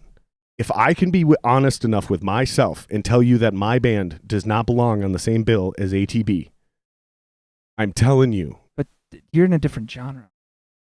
You're thinking about this all wrong, dude. You guys have a lot more work to do. And I understand that, and I'm willing to put in the work and that. But if an opportunity presented itself and you had a shot, I'm not trying to be boastful. I'm not trying to be arrogant. I'm not trying to be like we're the shit. No, it's breaking it down to a calm level and just be like, let's just take the shot. If we do what we normally do, yeah, we'll be fine. You have nothing to lose. If they offered you the show, you'd be out of your fucking mind not to play it. But that's not what you said. What you said is you believe that this music and your band are so good that you can run with ATB. That's what you said, and I'm just simply holding you to that quote. That is not an accurate assessment of where your band's at right now in your career. That band, dude, has been around for so long. Those kids were virtuosos. And when I mean kids, I mean kids. Like I know dudes I remember who knew them at 14 years old. The podcast that you were on. And they ran circles around grown men when they were children. Like how Mike Tyson fought adults as a teenager. That's what Trent and Justin were able to do as children on guitar. They were already that good. And so to look at what they've built 20 years into their career and say you think you could run with them, dude, it's a little over the top, man. And I'm sorry, somebody's got to say it. Like, and I am that dude. Like, and that's not me being a hater. That's not me being a dick. I don't feel good right now. Like, I'm getting warm. Jared, like I feel a little sick to my stomach because I don't feel good making people uncomfortable. But it also, we need to have people in our lives that will be honest with us and tell us when no, you're not that good. But like you're not that good. But at the same time, you saying that, it reverses and points to me like, okay, that just gives me more motivation to prove you wrong. That means you're a good person. That means you're a hard worker. That means you know how to take negative feedback and turn it into motivation. That doesn't mean I'm wrong. Yeah. That's exactly how I would respond. In fact, I'd walk out of there with a chip on my shoulder and be like, man, fuck that guy. But I'm going to go back and I'm going to look at my fucking music and I'm going to also be like, fuck. But also it's subjective. It's your opinion. That's what it comes down to. We may not have the chops of us, whatever, to run with ATB After the Burial or Den of Thieves. We may not. But if we don't take that shot and just be like, yo, we got this. You also need to play for way bigger bands that are better than you so you can see the so holes you can in your learn game. Yep. and how to draw more and become better. Like I need to play with some. You've referenced comedy a lot. You've referenced Rogan. You've referenced Rogan, and you've mentioned Bill Burr a lot. Yeah. Rogan says this infamously. No one ever wanted to follow Joey Diaz because he was too hard to follow. So I used to bring him on the road with me because Joe was more popular. But according to the way they looked at it, yeah, Joey was the better comedian. So by following him, push yourself to be better. Now I'm speaking in reverse. Is what I think you guys need to do is you need to get off the fucking stage and you crushed it. And then the next band needs to go up and I need you to feel high, like, fuck yeah. And then the next band goes up and they blow you out of the water and you go, oh, Oh, so even when we bring our A game, we're still not at that level. And the only reason I can say this with such volition is because it's happened to me so many fucking times, dude. That's so fair. many times where I'm like, I'm fucking riding high. Our band crushed it. Fucking sold out crowd, 800 people. And then the headline, and I'm, we're fucking, you said co-headlining. It's direct support. Yeah. We play direct support, we fucking crush it. And then the next band goes up. And whether it's whether it's the volume level, whether it's the light show, whether it's the singer being perfectly on key, whether it's just they're a little tighter, maybe their equipment just there's something. There's always, and you just get it. You go, that's what makes them them, and that's why we're still us. And that's when I was on the bill. That's when I was direct support. That's when I did fucking crush it. And I still walked out of those rooms like, dude, that's like me being in the NFL, going to the Super Bowl, and I got smoked 41-0. Like I walked out of there like no one's remembering us now. We crushed it, but we were only able to be the man for 15 minutes because once that next band went on, it's like we never happened. You need to feel that like those comedians talk about, because that will get you to evaluate your own game. So no matter what anybody else says, right or wrong, that subjective shit becomes irrelevant. You start seeing that shit as analytical facts. Like, dude, I need to get a better fucking guitar rig. Like, that's what's holding me back. You can't. Or I need to get a nicer drum set. Not beat, but my rig, I'm. What are you playing through now? I'm playing with a 6505 Plus. Yeah, Full stack. That's pretty much about as legit as it gets. But my guitar player has a 6505 Head Plus head, and so I'm letting my full stack. I'm playing half stack, and he's playing my other stack. Yeah, so I don't think you need a full stack. I think a love 4x12 is enough. Dude, I love the full stack. I love it. You're just honestly, it's so funny because I'm usually on the other side of this argument. Usually guys are like, you only need a combo amp. I'm like, no, I'm going with my half stack. I want the headroom. I don't think you need 412s on each. I do understand. I think half stacks are fine. I do understand what you're saying. The fact that your delivery is a bit dickish, but again, I get it. This is you being like, I'm giving you a reality check. I understand that, and I accept that. And then instead of being, I just told you your rig's about as legit as it gets. Yes, but I just don't know that you need a full stack. I don't know how that's dickish at all. No, I'm talking about the 8 after the burial. Like, I don't. Dude, I'm sorry, bro, but you're the one that said you think you can run with after the burial. If you're gonna say that my delivery is dickish, I'm just gonna say that's arrogant as fuck, bro. Like, if you're going to tell me I'm being dickish, I'm telling you that is one of the most arrogant things I have ever heard somebody say. So let me rephrase it this way. Like I said, I'm not trying to be arrogant. I'm not trying to say like we're the shit. No.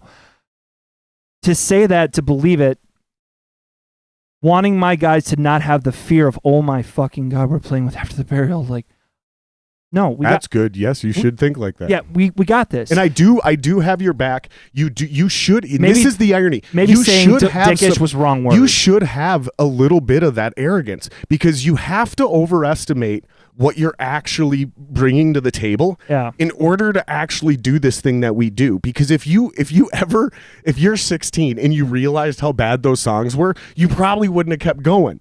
Right? Like I said, if I fucking knew how bad that shit was where we started this conversation, I probably would have been so discouraged and humiliated then that I wouldn't be making music now. I wouldn't be sitting here having this conversation with you. It was literal arrogance that gets you to, like, you believe in yourself more than others do. At some point in time, there becomes a threshold where the support from your friends and family members isn't enough. Like, you have to take the leap and believe in yourself enough to actually move forward with that. And that's true at all of those times. Because you're right. If you got offered to play with after the burial and you were too scared to take it, then you don't belong there in the first place, whether you're good enough or not. So you're right. You're right with that. Framing it that way, because I don't want the fear. And also, Jared, apologize. Dickish is maybe I was being a dick. I don't give a fuck if I'm being a dick. Call me a dick. But I understand what you're saying, and it's great feedback, because you're like, dude, no. I'm just like, because I'm not even ready for that. That resistance of me is just like, no, I think we can. But I would need to play, and I'm being honest with you, I would need to play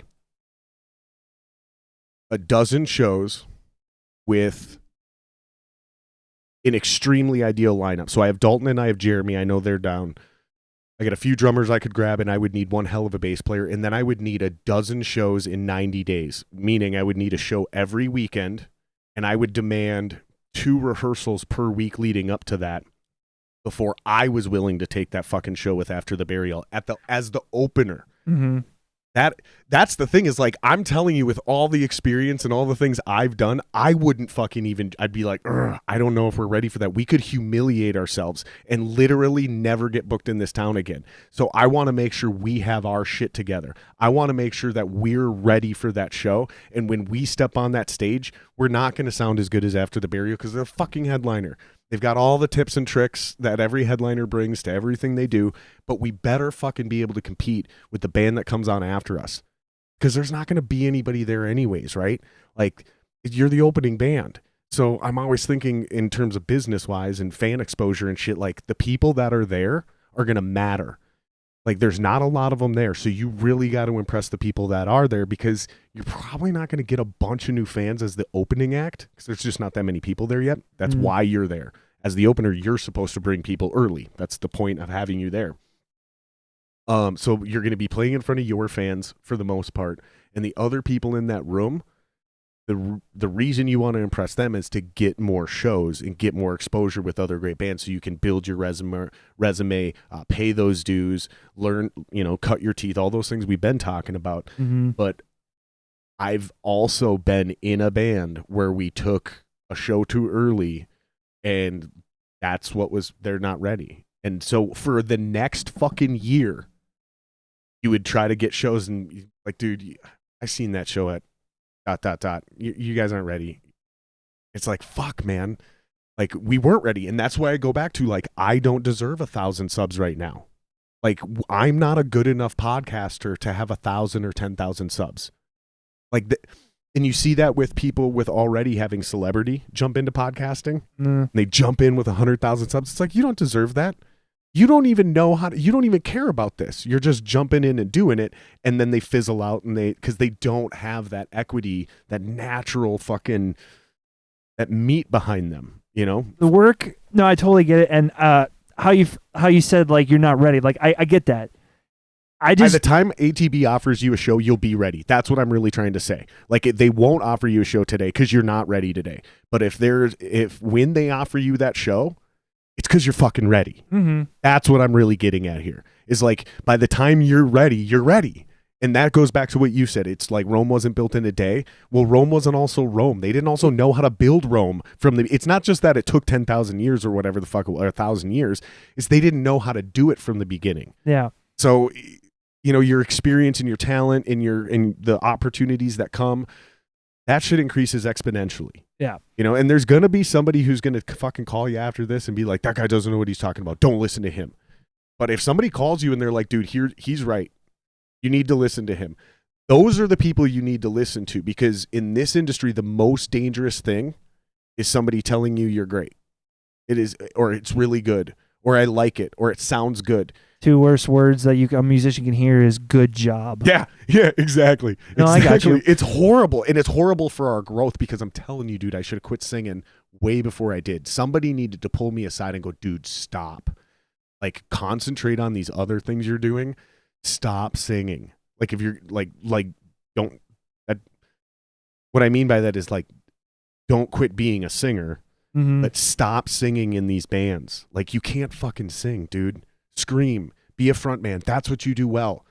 Try to, like, write music with the band because you want to be a songwriter, but dude, stop fucking singing. I wasted so much time because no one was willing to be honest with me.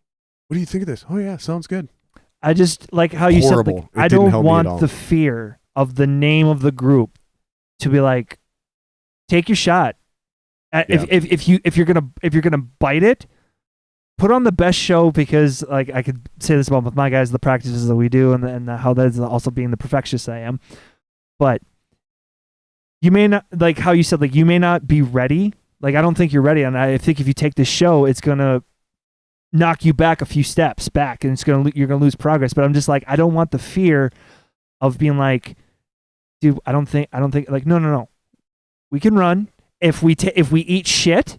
That's fine. We at least had the balls and the courage to take and step I agree forward. with that 100%. I think the strangest thing is that all of these things are true.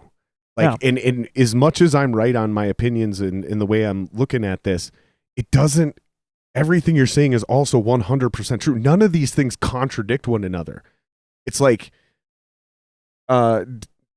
Danielle just mentioned, I love that last name. Mike Birbiglia, dude. Birbiglia says a little bit of delusion is what keeps you going for the next show, because if you didn't think you did great, you'd never get on stage again. That's 100% true. But you know what also is true is what Rogan says, to quote another comedian, that bombing is the best thing for a comedian. Because it pushes you to become better. Right. So like all of these things are 100% true. And I think it's fascinating.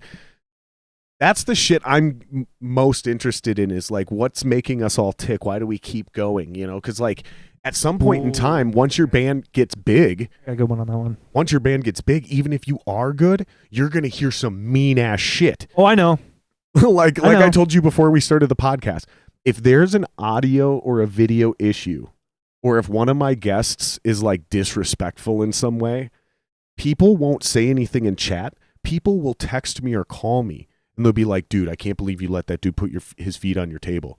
That was so disrespectful. And I'm like, what the fuck are you talking about, and I dude? love how you give me shit. Like it's my table. If I'm not offended, how are you offended? And like one time I did this one, it did eventually get deleted.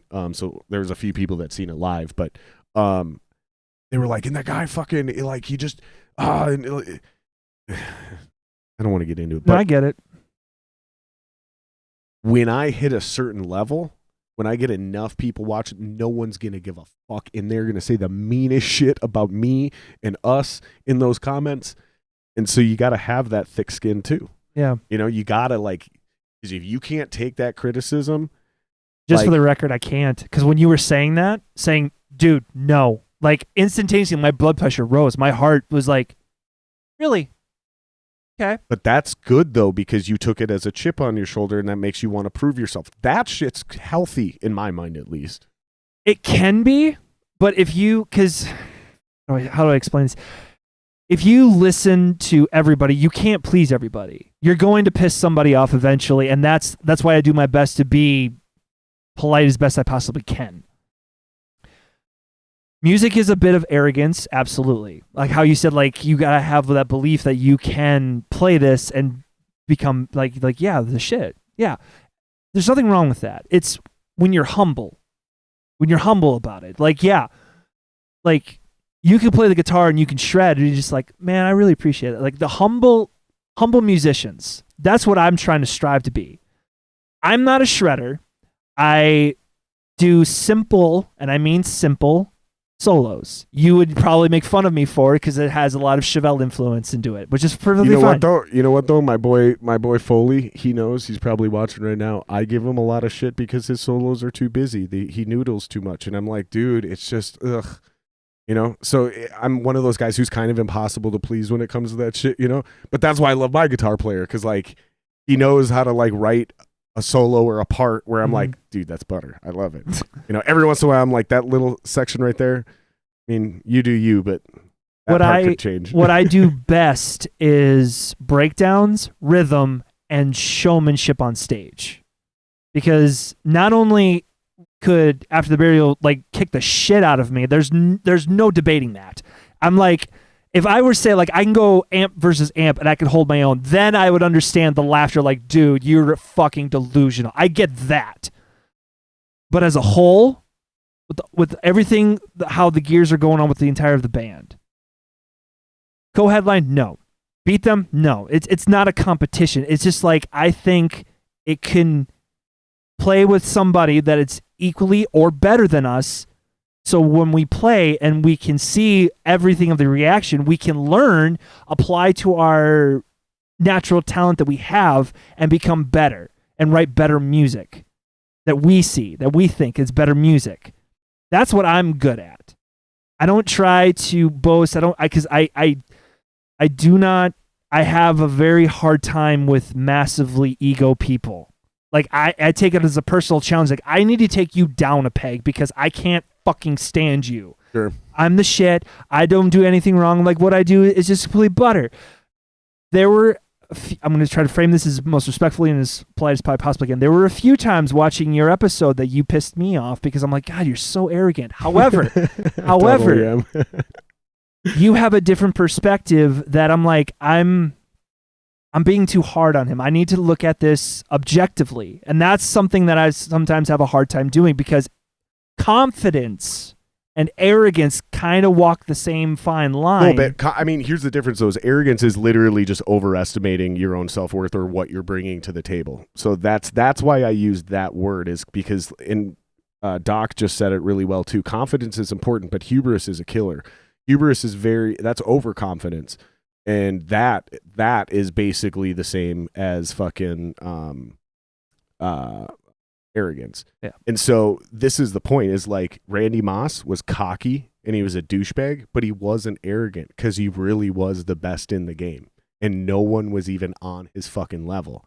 Once his physical skills diminished, then he was arrogant because he still thought and acted as if he was the best in the game when he no longer was. He was just another wide receiver, and he wasn't even that fast anymore. I love that you're a football fan because we can totally get into this too. Oh, I'm obsessed with football. It's football and music, man. Those are the two things I really understand. That like when Rogan talks about fighting with a professional fighter, and he can stand toe to toe with them in a conversation. I only have two subjects I can really truly do that with, and that's music and football. Like, I know a bunch of real football players who are in the league, and like I can sit there and have high-level intellectual conversations with them, and it's those two things I feel at home at, which is football and music. Maybe using this, I know I'm definitely walking into the lion's den. However, I think of it, my guys, my band, I think of it as like how Adam Thielen started. Because he did not get on the team. He worked his ass off to get where he is. He started off in the practice squad, and then he eventually got moved to special teams, and then from special teams he became a backup, and then eventually he became on the main roster, and then like you're a starter now.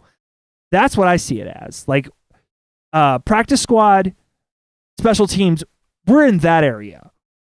That's like what I'm talking. Like, I know the work. I know the mountain that is, but at the same time, to go back to the football, you're not even in college yet. That's what I'm saying. Like, you guys have been recruited and by a bunch of schools, and we'll see where it shuffles out, because like there might even be a couple of your guys in this band that are like D3 guys. They could even still make it to the pros. If we stick with the football analogy, they could even still make it to the pros. But they're not right now. They're not even playing Big Ten football or SEC football. You know, there's even levels within college, technically. Right. And it doesn't mean just because you're a D3 guy, you're not as good as somebody in D1, let alone the SEC. But you've got shit that you didn't have all the skills coming out of high school to get into one of those big time places, or even as a walk-on, you didn't have the ability. So you had to go to you had to pay some dues, blah, blah, blah, blah, blah. And then maybe you transfer. Right. That's what I'm saying. And like where I am, fuck, dude. Like, I don't even know if I'm trying to assess my own career. Because, like, I think I would have been on the practice squad at the height of what I was doing. Like when I was killing it. And I think a lot of our bands in this scene, some of these guys have literally headlined their own crowds of 1,500 people there to see them. If we're being honest about the music industry, that's still kind of the practice squad level. So again, just to say that you're already on that level, I'm just not sure about that yet, dude. Okay. Like, time will tell. Yeah. And I definitely think you can get there, because anybody can fucking get there. It's really about what these guys keep saying too, which is work ethic. Like, it's literally a grind now. How many times a week do you rehearse? I want to do 2 times a week. However, with my guys and their schedule and their lives and their personal lives, I can only get 1 week out of them. However, one time a week, I get them for 4 or 5, possibly even 6 hours. See, in my mind, that's a huge red flag. So if I were your manager, I would or your doctor, I would prescribe 3 rehearsals a week at a minimum of 2 hours, preferably 3. So you have 9 hours a week, and not burning yourselves out with 6 hours in one day. I think it's crucial for that. And I believe this because I've joined a bunch of bands that were really sloppy. And after I convinced them to do the 3 times a week, like within 3 to 6 months, The entire band was tight. We started sounding better. You naturally get better at your individual instrument as well, not just the cohesiveness as a group.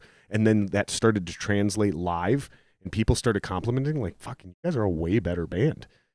I think that's key, because without putting in the actual work, dude, because again, that's what we're talking about. ATB, Epicurean, those bands, they'd laugh at 3 days a week. They were rehearsing every day for 3 to 8 hours. Yeah, but they also were around the same Maple Grove as ATB. They were like White Bear, but they were still in the same town. True. That's these are the heavy questions you got to ask yourselves. Is like, how do we make this work for this instead of the individuals in the band just being comfortable? Because at some point in time, you're going to have to take a leap. Yeah. So you got to start conditioning your lifestyles towards that. Because I'll tell you right now, if I joined the band today on any random instrument, let's say keyboard, I don't even play keyboard. Let's say I became your keyboard player tomorrow. I wouldn't even be able to come 3 days a week. It would take me a month just to get my life sorted to where I could do 3 days a week. So I get how hard it is because people have lives.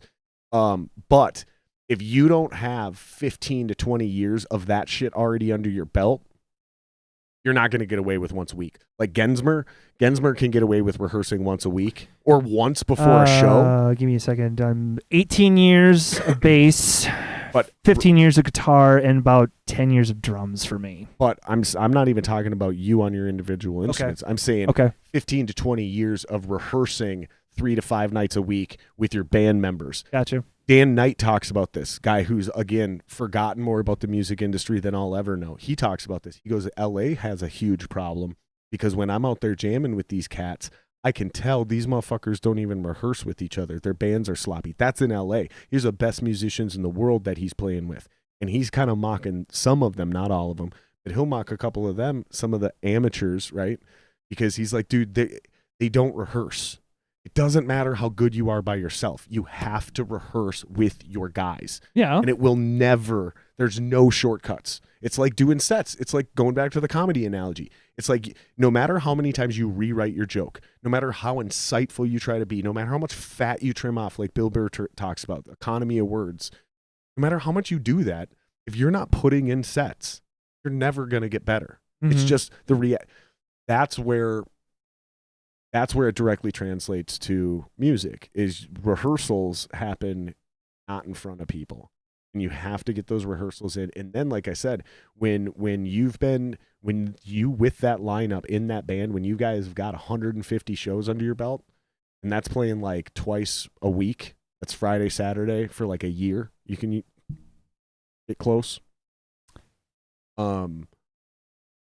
Then all of a sudden you'll come back and you'll go, dude, I know exactly what you were trying to fucking say back then. But there's no way you can, without just telling you to do these things and come back and see me when you feel better. That's why it's like the music doctor thing. Like, take this prescription and come see me when you feel better.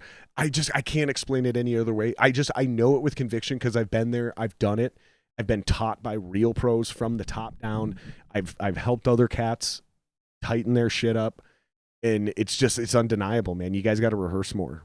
You gotta. And I know pandemic makes it shitty, and not living near each other makes it shitty. But eventually, when my guys, because I have said that to them that I want to get more rehearsals. You guys got to listen to Adam more. I'm telling you right now, man. Dude, I'm liking a lot what Adam's saying, and you guys got to start listening to him more. Dude, he's got a lot of good ideas. Okay, the wife and I lived in Aiken, which is 2.5, 3 hours away from here.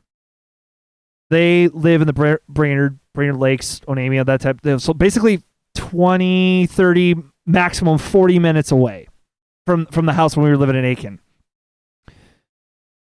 Coming back from a show from the cities, I'm literally thinking, I hate this drive. It's 2 a.m. I want to go home. I want to go to bed. I don't want to be at home at 4 a.m. There has to be a smarter way. But your life is so much more peaceful out there. Wait, we can move. That sell to the wife was very difficult at first. But once that she, just because one of her old high school buddies is now the financial planner for doing the house that we got, once she learned that he was helping along with the financial aspect, she's like, okay, safety net for me. We got extremely lucky with that, like blessed. Right. Straight up. #blast. #blast. So we moved from Aiken to Big Lake because I wanted to be closer to cities. So when we had a show in the cities, it's easier because all my guys can come to the house. I gotta say something. Yo, You can. Sean says you can rehearse all day, every day, but if people don't like your music, it won't change anything. okay, first of all, be as careful. True as that and is, second, be nice. He's my cousin. As true as that is, two things. First of all, that's like mindless rehearsal. Like if you're rehearsing with intent and you're rehearsing 3 times a week and doing all these things and you continue to write songs, if you're not getting better, then yeah, people just don't like your music and it won't change anything. So yes, that's true. I hope is what you're not implying is like rehearsing isn't that important, because trust me, it is. No. Sean, he knows his stuff. Like I trust his. I hope he's saying it the way I said it I'm pretty sure. the first time. Like, yeah, I'm pretty sure. Yeah, you can rehearse all, dude. And if people still don't like your fucking music, yeah, like you need to look at not your rehearsing. You got to look at, oh, what are we doing with our songs? But until you know that, like you've put in the rehearsals, until you know that you're tight and you're great at what you're doing, like. You could write the greatest songs in the world, but if you're just not executing, that's where Dalton and I really like became best friends when it comes to writing and performing music and how we kind of look at bands and judge them, and why him and I are usually in sync when we see a live band and we're like, are they good or not? One of us will be like, nah, and the other will be like, right on. And we're almost always on the same wavelength on that, because it's like, yeah, we call it just straight up execution. Like you can have the greatest idea in the world. You can write the greatest song. You can't fucking execute that shit. Sounds like shit, or it's sloppy, or like if dudes are really awkward to look at too. That's the other fucking shitty thing. Like I get made fun of. This is a hard truth I have to look at. What's the band's name? I'm about to get made fun of super hard for how I look and move on stage with a guitar. I've never gotten that on any instrument. You know, I looked cool as a drummer. I was charismatic as a lead singer. But, dude, I'm telling you, I already know, because my buddies laugh at me when I put on the guitar. They're like, you look like the nerdy kid from high school. And it's unanimous, bro. For 15 years. Every time I put on the guitar and I'm standing in a room, they're like, dude, you look hilarious. Like, dude, you got to stand a different way. I'm literally picturing the YouTube video of like the 10 greatest drum intros of all time, and their guitar players coming up, and he looks like an actual bat. Like I don't know. And this is an old school. Like this is old school rock. So like 70s, 80s. I just cannot think of you look cool. You look fine. I haven't seen you perform on stage. Yeah. But like I used to give my old bass player shit about it because he wouldn't bend his knees. Oh, you would just lock up? Yeah, so he'd be like banging. He'd be like headbanging and shit, but it just looked really awkward. And I'd be like, bro, you got to fucking bend your knees or do something, man. I was watching the video, dude. Look at this. It looks, and he'd get offended. He'd be like, fuck you, dude. And then like a month later, he'd see another video, and then all of a sudden he's like, fuck, dude, you're right. I do got to bend my knees. He's like, I didn't even really realize what I was doing. And when I thought you pointed it out, I thought you were just being a dick. And he's like, but dude, no, you're totally right. He's like, you're fucking totally right. Holy shit. And I don't know if he ever did it because the band broke up right after that, but yeah, it's just like you got to constantly be looking at that shit. And this is how my mind works. Yeah. Like I'm constantly looking at everything I'm doing and judging it way harsher than anybody could ever say. So I'm already mentally prepared for it all, because you got to have thick skin in the entertainment business. I don't care if you're a comedian, a podcaster, a musician. You better have some thick fucking skin, man, because the bigger you get, the more haters you have, and you'll get 10 haters for every one supporter. Like, dude, and it's fucking brutal if you don't know what it's coming. So I mentally prepare myself for that. Oh, this is fucking trash. This is sloppy. This needs to be better. This needs to be tighter. You know, this part of the song, it's just like frill. Why am I doing that there? Is that making my song better? And I'm just so fucking. And then when I send it to people, bro, the list used to be, like you said, like 100 deep. Send it to everybody. Now it's like 6 deep. And when one of them sends back, sounds good, I'm like, yeah, thanks. That's real helpful. The other 5 of them, it's because I'll get like 6 paragraphs back. Like these vocals, they're rushing the beat. Like, I don't know what he's doing with his timing, but listen to it. Like he needs to like work it. Like the rhythm's fine. The words are fine. Everything's fine, but he's rushing the beat. Listen to it. And I'll have to go back and I'll be like, fuck, he is. How did I not notice that? Fuck. No, I get it's the fresh ears. Yeah, No, dude. I got you. Yeah. I got and I'm you. just saying you need that. You need that so much. And I think we all need more of those people in our lives. That's what I'm really getting at. There's too many people when you're at our level. Yeah, sounds good, dude. Oh, you guys were great. It's like, no, we weren't fucking great. Like, I broke a string. He dropped his fucking drumstick. Dude forgot the lyrics. I got you. Dude's wireless went out. The bass player's wireless went out, and he was missing for an entire song. Don't tell me we were great. That was an actual travesty what we just did tonight. Thank you, by the way, for paying $5 and coming to see my live band. Because that's the real point is, like, people pay us for this. And you need to respect that. That's why the perfectionists in both of us, when we're like, this was off, I hit the wrong note, or this is like sloppy, this is where it came out. Well, you guys need to listen to Adam more. He's trying to make you a better band. Okay. On that, I don't want... I'm not kissing your ass because I you're know, in front of I me know, either. I know. You're making a lot of sense. And I just don't want to discourage them, so I have to frame it in a different way. Because I can take this. Like, you're being direct, like how you said no. And then like, wait, but there's other stuff in there. Instead of just being the chip on my shoulder saying fuck you like Right. you're just being a dick. No, instead of that, okay. And maybe it was being a dick about it. I apologize if I was. No, it's all good, bud. But no, bud. I don't ever want them to feel discouraged. So I have to frame it in ways of so I can build them up, lift them up, because I'm pretty sure a lot of them are just a lot of my guys have been like been told the same thing. Like you sound good. I'm like I want to nurture them and lift them up, but at the same time help them get better. I know there's a way to not being blunt and hurting feelings. It's more work, which I don't have a problem with. That's like the coaching aspect of things, you know, like the fucking they say Phil Jackson, the biggest thing he did is he was an ego manager. So he knew how to tell one guy that you're being a little bitch. Are you talking about the coach of the Bulls? Yeah. Yeah. And the Lakers. So happy that you said that. Yeah, they say that was his biggest skill because he knew how to tell one player, hey, you're being a little bitch right now, man up and fucking go out there and kill somebody. And then the next guy, he would go, listen, man, you got this, bro. I believe in you.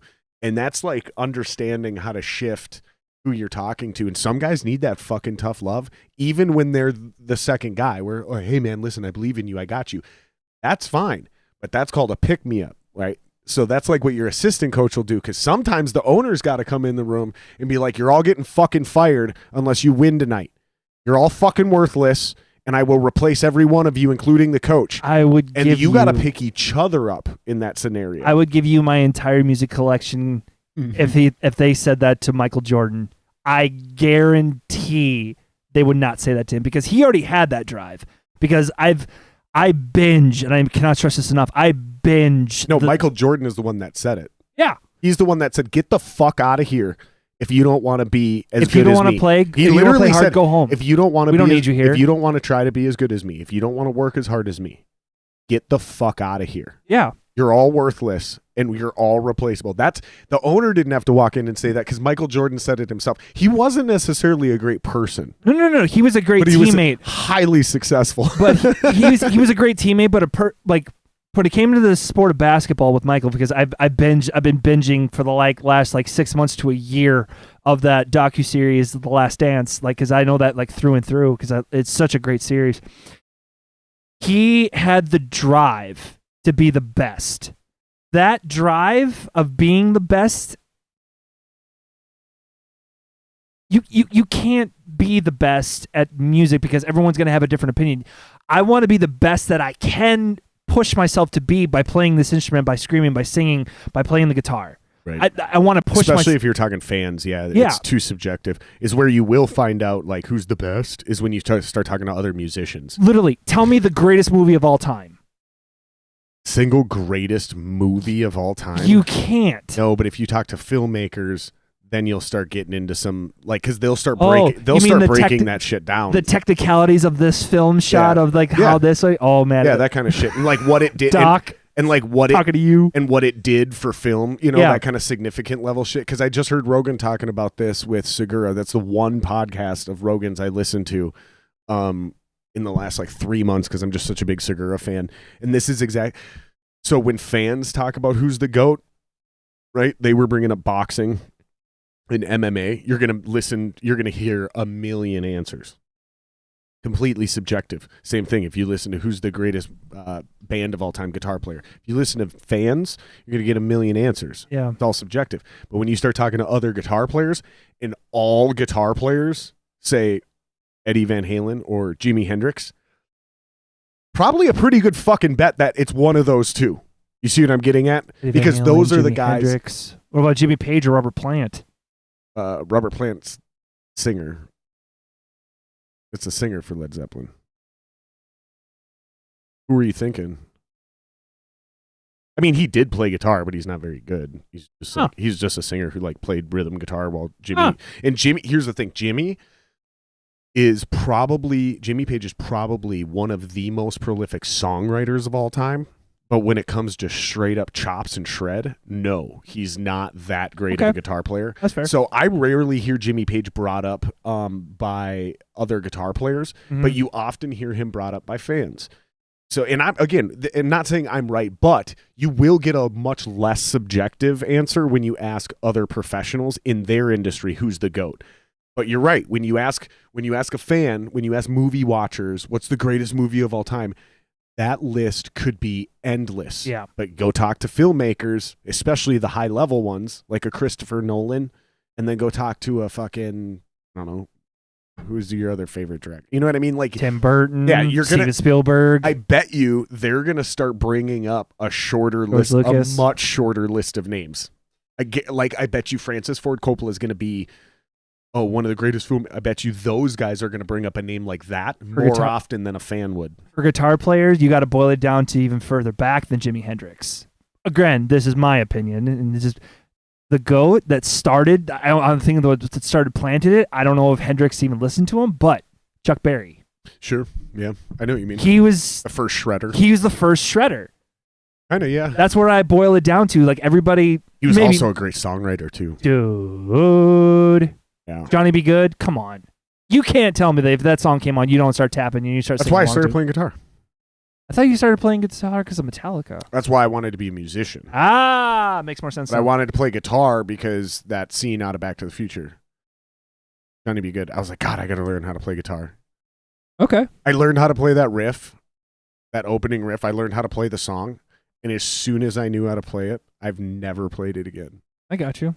And I didn't learn it until I had already been playing guitar for like 10 years. Okay. I was like, wait a minute. How have I not learned how to play this riff? I learned how to play that riff, and I was like, cool. Okay. I can play that riff. And then I've never tried to play it again. Super funny. But You're right, though. That guy fucking... I guarantee you. In fact, I think I asked you guys to look this up last time. Will you please look this up, guys? Who did Jimi Hendrix play in their backing band? Jimi Hendrix he wasn't just Hendrix from the beginning. He came up as he was a musician in someone's band. He was like in their backing band. Just like a lot of those old school big time rockers did. They were in somebody else's backing band first. Will you guys please look that up? Because I'm 100% positive of this. I just can't remember who. And I asked you guys to look it up before, but we never got it answered. Jordan and Phil Jackson, just that story... Though there's a little Tarantino, great filmmaker. There's a little questionables, that type of stuff when it comes to Jordan's life, but that doc is so like when you watch it and listen to it, you're like, I gotta push myself to be better. That's what it boiled down to when it comes to me. Like I don't claim to be good or great at anything. It's just music. I can hold my own. That's what I usually tell people. Little Richard, I think you're right, dude. I think you're 100% correct, Greg. I think he was in Little Richard's backing band. Okay. I think that's fucking right, dude. That sounds right. He also says the Isley Brothers, and that could be true too, because a lot of those guys were jobbers. So it would make sense that Jimmy was in multiple bands. So Little Richard and the Isley Brothers, I would not be surprised if both of those are 100% correct. Thank you, Greg, especially if that's actually true. But when it comes to playing guitar and playing music, this is the one of the most things that has pushed me to the point where like not only do I like just playing endlessly because it's fun, but now once I've honed the craft and now that I actually have a rig that I'm just like I love the tone of it. It's just butter. It's so the same rig I have, by the way. It's so delicious. Technically, I have the. It would be if I had your version, I'd have the 6505. Yeah. I wouldn't have the plus. Yeah. It's the same fucking. Just one less E. But to be fair, I would have preferred the two because I would prefer to have two EQs.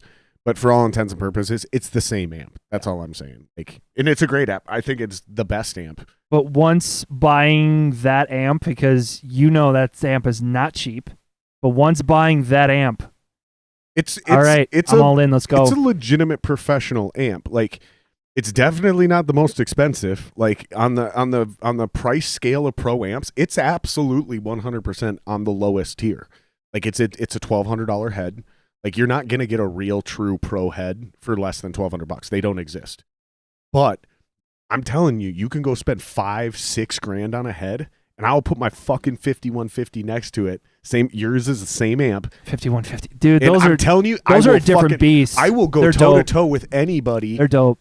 I will go toe to toe with anybody on tone with that amp. No, 51 for $1,200. 5150. It's the for people like us. I guess you're right though. $1,200 is still expensive because I remember thinking about that head fuck, $1,200. And I never bought a $1,200 5150. I found a used one for $500. Yeah, the 5150 was originally built by Eddie Van Halen. Yeah, okay. Well designed. Or yeah, but what do we mean by built? He came up with the idea. He basically got a signature deal and he made them make it sound a certain way. Yeah. The 5150 was Eddie Van Halen's type thing before he went in. It's like made Bill Burr's EVH. joke. He wasn't in there soldering. Maybe he was though, because he actually did build the Frankenstein. He actually did tinker with his own amp. Maybe he fucking did. It's Maybe possible. He built the first 5150 and then PV just literally remanufactured it. Yeah. I do not know the answer to that question. That's fair. Maybe he really fucking did. But okay, I'm not trying to knock the brand or knock the because of people. It's a popular amp for a reason. But I didn't want to go with a Marshall. Everybody at the bands that I saw always played a Marshall. Another reason why, again, I'm not trying to knock everyone running with a Gibson. I'm like, I don't want to go on the popular side of it just because everybody's doing it. It took a long time. That took a long time for me to find. That's why a lot of guys won't go with the 5150. But it sounds so dope. I get it, man. I'm with you, dude. I'm not arguing with you at all. 5150 is the perfect amp for hard rock, I don't even want to play metal, devil's advocate metalcore. right now. It's so dope, and it's so great. I've argued with people for the longest time. The 5150 is the most versatile guitar amp out there, and people are like, "You are wrong. It's a high gain amp. It's made for metal." And I'm like, "Yeah, dude, but I'm telling you, I can dial that fucker in to sound almost any way I want outside of." Solid state amps where you're just not going to recreate that tone. That's where I started. There's a couple. Yeah, I mean, we all did. Yeah, that's one thing. Like if you would have been sitting here telling me that you could run with After the Burial and you were playing on solid state amps, I would have shut the fucking podcast down. No, that's a joke. That's a joke because Chad Hasladen from Banehinge dialed in some of the most buttery tone on some shitty solid state Marshall amps. Still to this day, I've never heard tone like that. I've heard tone as good, but it was very unique. It was brutal. It was thick. That band was also fucking tight. That also helps because shitty tone in a sloppy band, even good tone in a sloppy band doesn't sound good. It's like there's something that sounds off, Once the 6505 Plus was purchased and when I actually went, that's when my brain's like, you either go all in with this or you need to get out because you cannot afford all this. This is it's either shit or the pot or get off. This is a defining moment. And once the 6505 was in, I'm like, all right, I'm going all in. I have to. And then that's where not necessarily the arrogance, but the confidence of I can run. I can run with this. I can hold my own when it comes to that type of stuff. Again, not trying to I understand the work, the mountain, which I'm absolutely I understand the work. I'm not afraid of the work. I'm like, let's go, bring it on. But I don't want my guys to fear any type of success or fear taking shit. Fear's not bad though, dude. Fear triggers that fight or flight response, and and is what you need at some point in time. You need them all to fight. Everyone has. If you're going to make it in the entertainment business, you have to fight. So at some point in time, fear is the only way that instinct is going to kick in. You're not going to train fighters and avoid their fear instinct. It's just never going to happen. It's just not. So you got to battle harden yourselves too, and that's why we keep saying pay the dues, put in the work. That gives you the experience. What you ready for the fight? That no matter how many conversations you have, no matter how good of a listener you are, no matter how many famous friends you have, you'll never understand it until you fucking do it, and you've been humiliated. Shit's gone wrong. Fucking shit's gone right. You have some success. You have some failures, and you'll never. It goes back to what I was saying. You won't ever get to the top of the mountain until you failed multiple times on the way there. What's your version of the top of the mountain? Whatever your proverbial top is, whatever your goal is, wherever you're trying to get to. But then there's another mountain after that, because if you choose to do so. Oh, dude, why would you not? I mean, if you achieved that goal, that mountain, there's another mountain. I'm going after it. There's another goal. Dude, Khabib did it. Khabib literally climbed the top of his mountain, won, and then said, fuck you, and walked away from the UFC. Personally, I think he's the GOAT. Hard to argue. That kid, I followed his story. Rogan talked about what he... Joey Diaz is how I found out about him, because Joey Diaz was on the Khabib tip. He couldn't even say his name fucking properly, but he knew about him for 2 years and was just screaming about him on every fucking podcast they do. Khabib, Khabib, Khabib. Dude, I've watched majority of his fights. My favorite fight of his was Conor McGregor, because Conor McGregor, best shit talker, period. When it comes to that type of shit, he is. I think it's got to be him and Ali. And the only reason I would say Conor's better than Ali is because of the time. It's almost like Ali's shit talking. It's like old comedy. It just doesn't hold up. Okay, I could see that. It's not that it wasn't good. It's not all timeless. But also, it's really difficult to compare fighters in that, because you're also taking out... We're just talking about shit talking, right? Just straight up shit talking? Yeah, because I think you're right. I think Conor's the greatest shit talker of all time. And the only reason I'll give him the nod over Ali is just because I'm from this era. Okay. You know what I mean? Because, you listen to Ali talk shit. 2-3 years older than me. Right, but neither one of us are from Ali's era. No.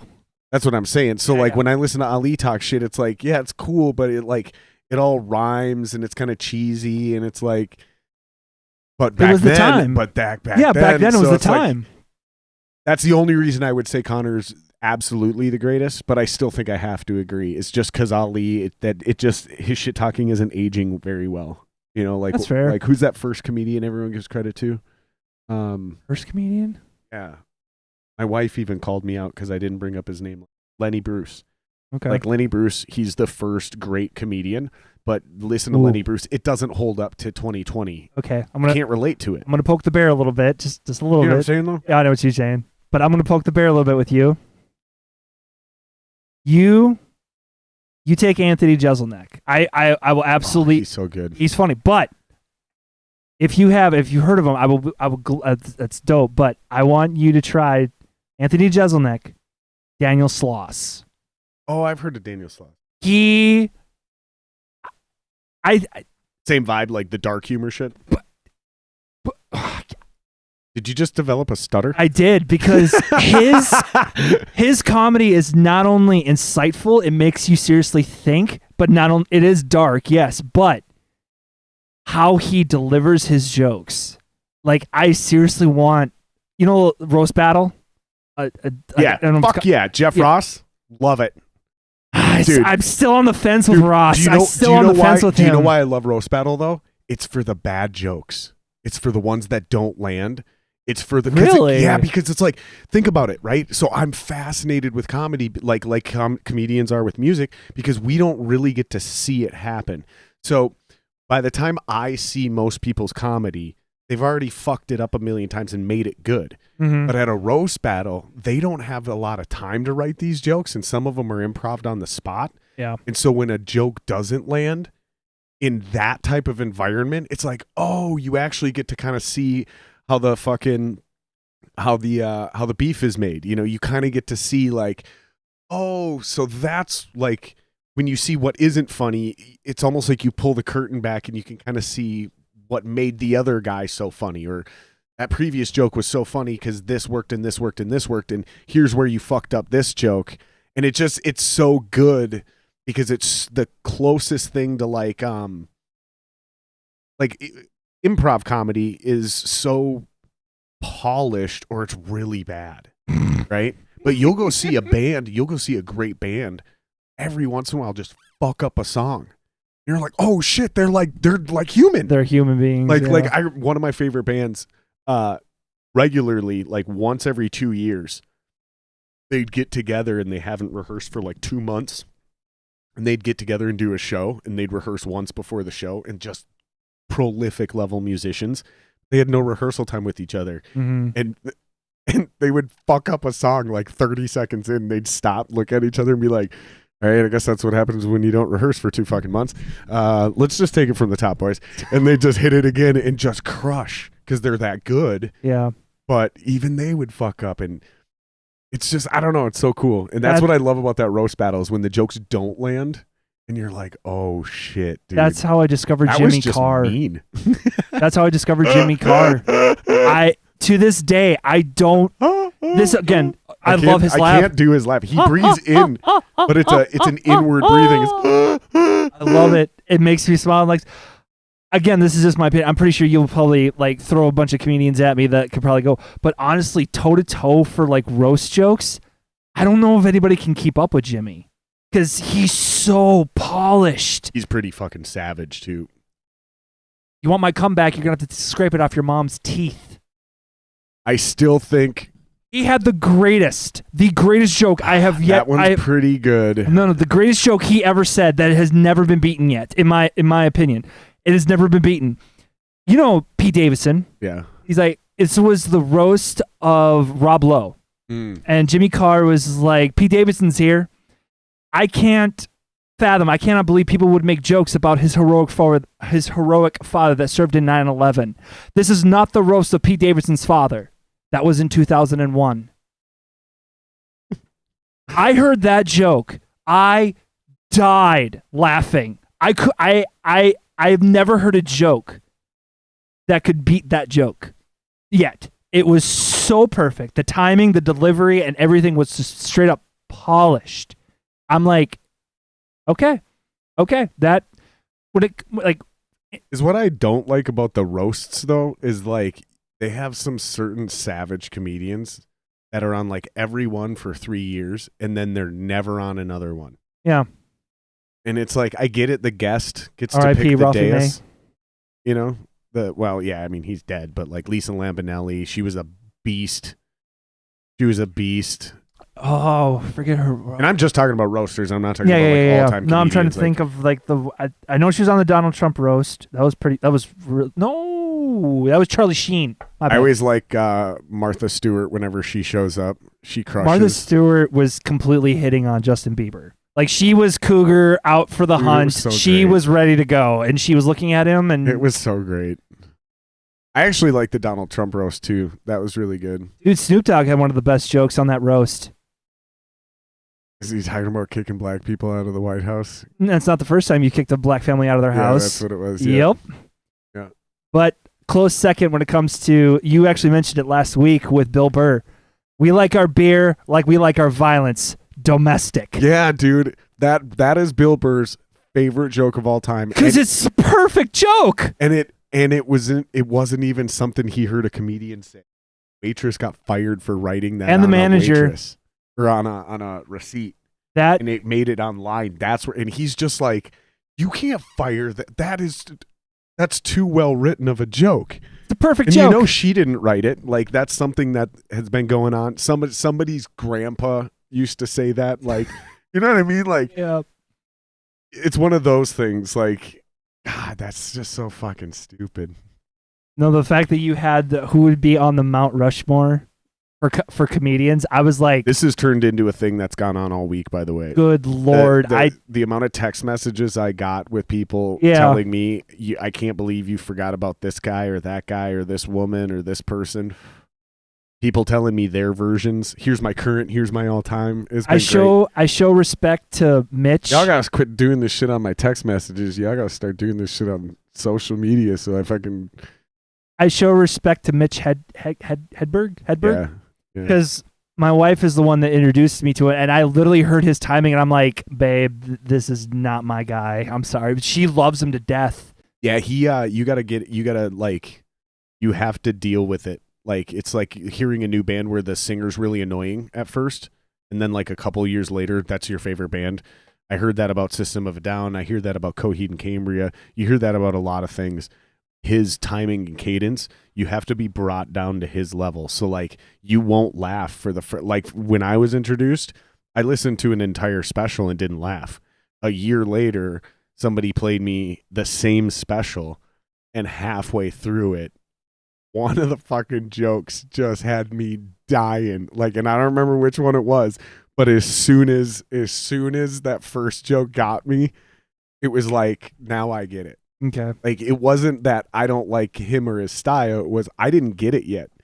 It's like, oh God, I don't. Yeah. No, I got you. It's an acquired taste. Yeah. And it'll take time. There will be a day when the Mitch Hedberg jokes, not only one of them lands, but they all start landing.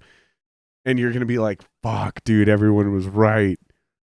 I It just takes time. There's deadpan humor. I would put Mitch in the deadpan humor a little bit because of how his demeanor is. He doesn't really change. Is just one facial That's expression. definitely. I think that's his delivery for sure. And then I think the style is observational. Yeah. I don't really get into. It's like deadpan Jerry Seinfeld. That's another thing. I never got into Seinfeld. I can't stand Seinfeld. But the wife introduced me to a comedian called Nate Bargatze. He was actually on Rogan's podcast like a few months ago. Yeah. But he came out with his next special, and it was. I used to do drugs. I still do, but I used to too. It's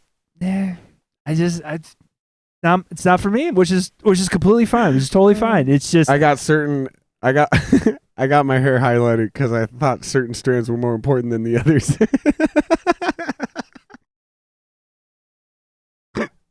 Oh, Jared. Oh, fuck, dude. It's okay. You'll get it when you grow up. Oh, Jesus Christ. Help me now, Father. You'll get it when you're older. Oh, man. Let's dive into some of these questions. I got to wrap this up soon. We've already gone over 2 hours. Let's see here. I don't think there's actually questions.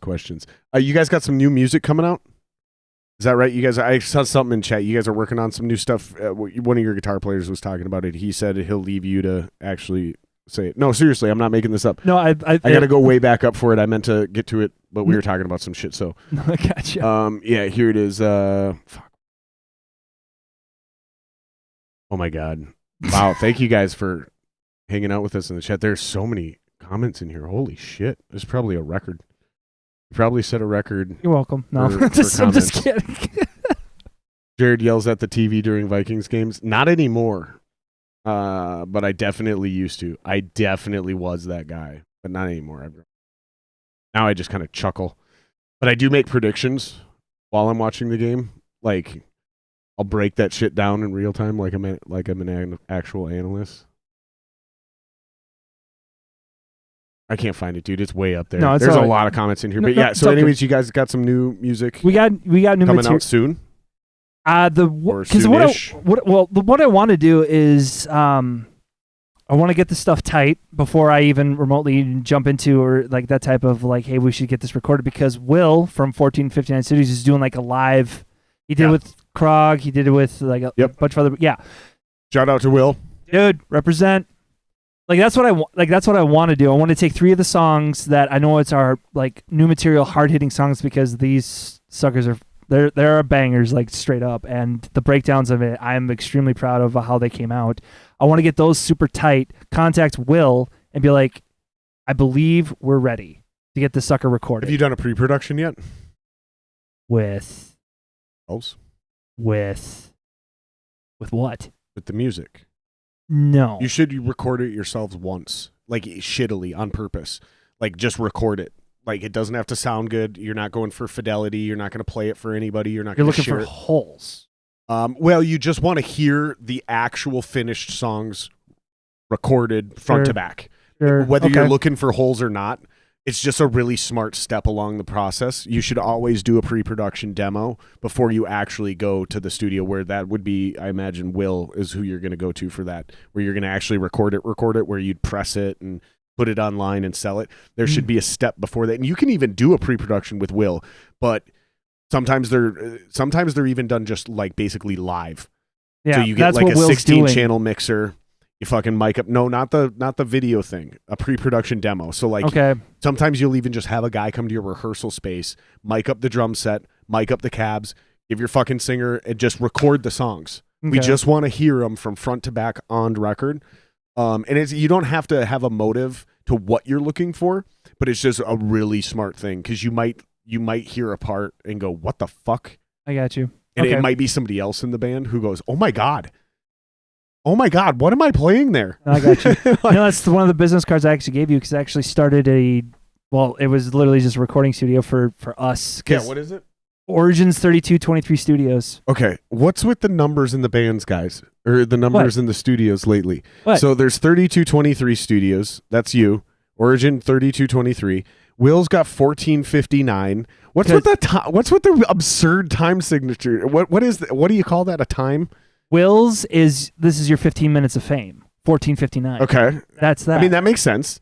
Mine is really cheesy and really It's just 14 minutes and 59 seconds. Okay, that makes more sense. Yeah. Because I thought it was like was it like just before 3:00? That's what when I read 1429, I went military time on it. It clicked in my head for a moment, because I'm just like 1459. I'm like, and then I was listening to Joe Rogan on his podcast, where he's just like, your 15 minutes of fame are up. I'm like, oh, Yours are mirrored. no, 3223. 3223 of Origin. Origin is like, what's the origin of numbers? It's literally numbers. It's actually it's a Bible verse, actually. It was from Numbers gotcha. 32:23. Gotcha. Instead of calling my studio Numbers 32:23, I'm like, what's a better word for numbers? And they're like, origin. Where did the origins of this come from? Right. Oh. But yeah, I literally created, and Justin actually helped me out a lot with all that stuff. Like, no joke. Shout out Justin. Thank you so much. Like, for real. You got a website yet? I have a Facebook, but Facebook.com/origin32.23 studios. so, because And what are you doing with this? what am I You doing? recording projects with this? If people wanted to try, because my only stuff with it is recording and partially mixing. Mastering this is what I wanted to talk to Will with, because when he was switching up his spot from the old studio to the new studio, I wanted to apprentice with him so I can learn how to do all this. And he's like, I don't like doing deathcore. I don't like doing metalcore. And I'm like, oh, so I can do that, because I like deathcore. I like metalcore a lot. And He's probably just burnt out on it. that's probably true too. So this is like a type of project. I mean, maybe he just doesn't like the style of music, but he's probably just burnt out on it, because in this town there's just so many those bands for so long. And so with this, with my recording studio now, this was kind of like sending Will my resume, saying, I recorded this, I mixed it, I need help mastering it. Would you want to help mastering it? Of course, I know I pay him, because I do want to support local. I do want I do want to support Mr. John Wheeler. Sorry, man. They're dropping these bomb-ass Mitch Hedberg jokes. Rice is great when you're hungry and you want to eat 2,000 of something.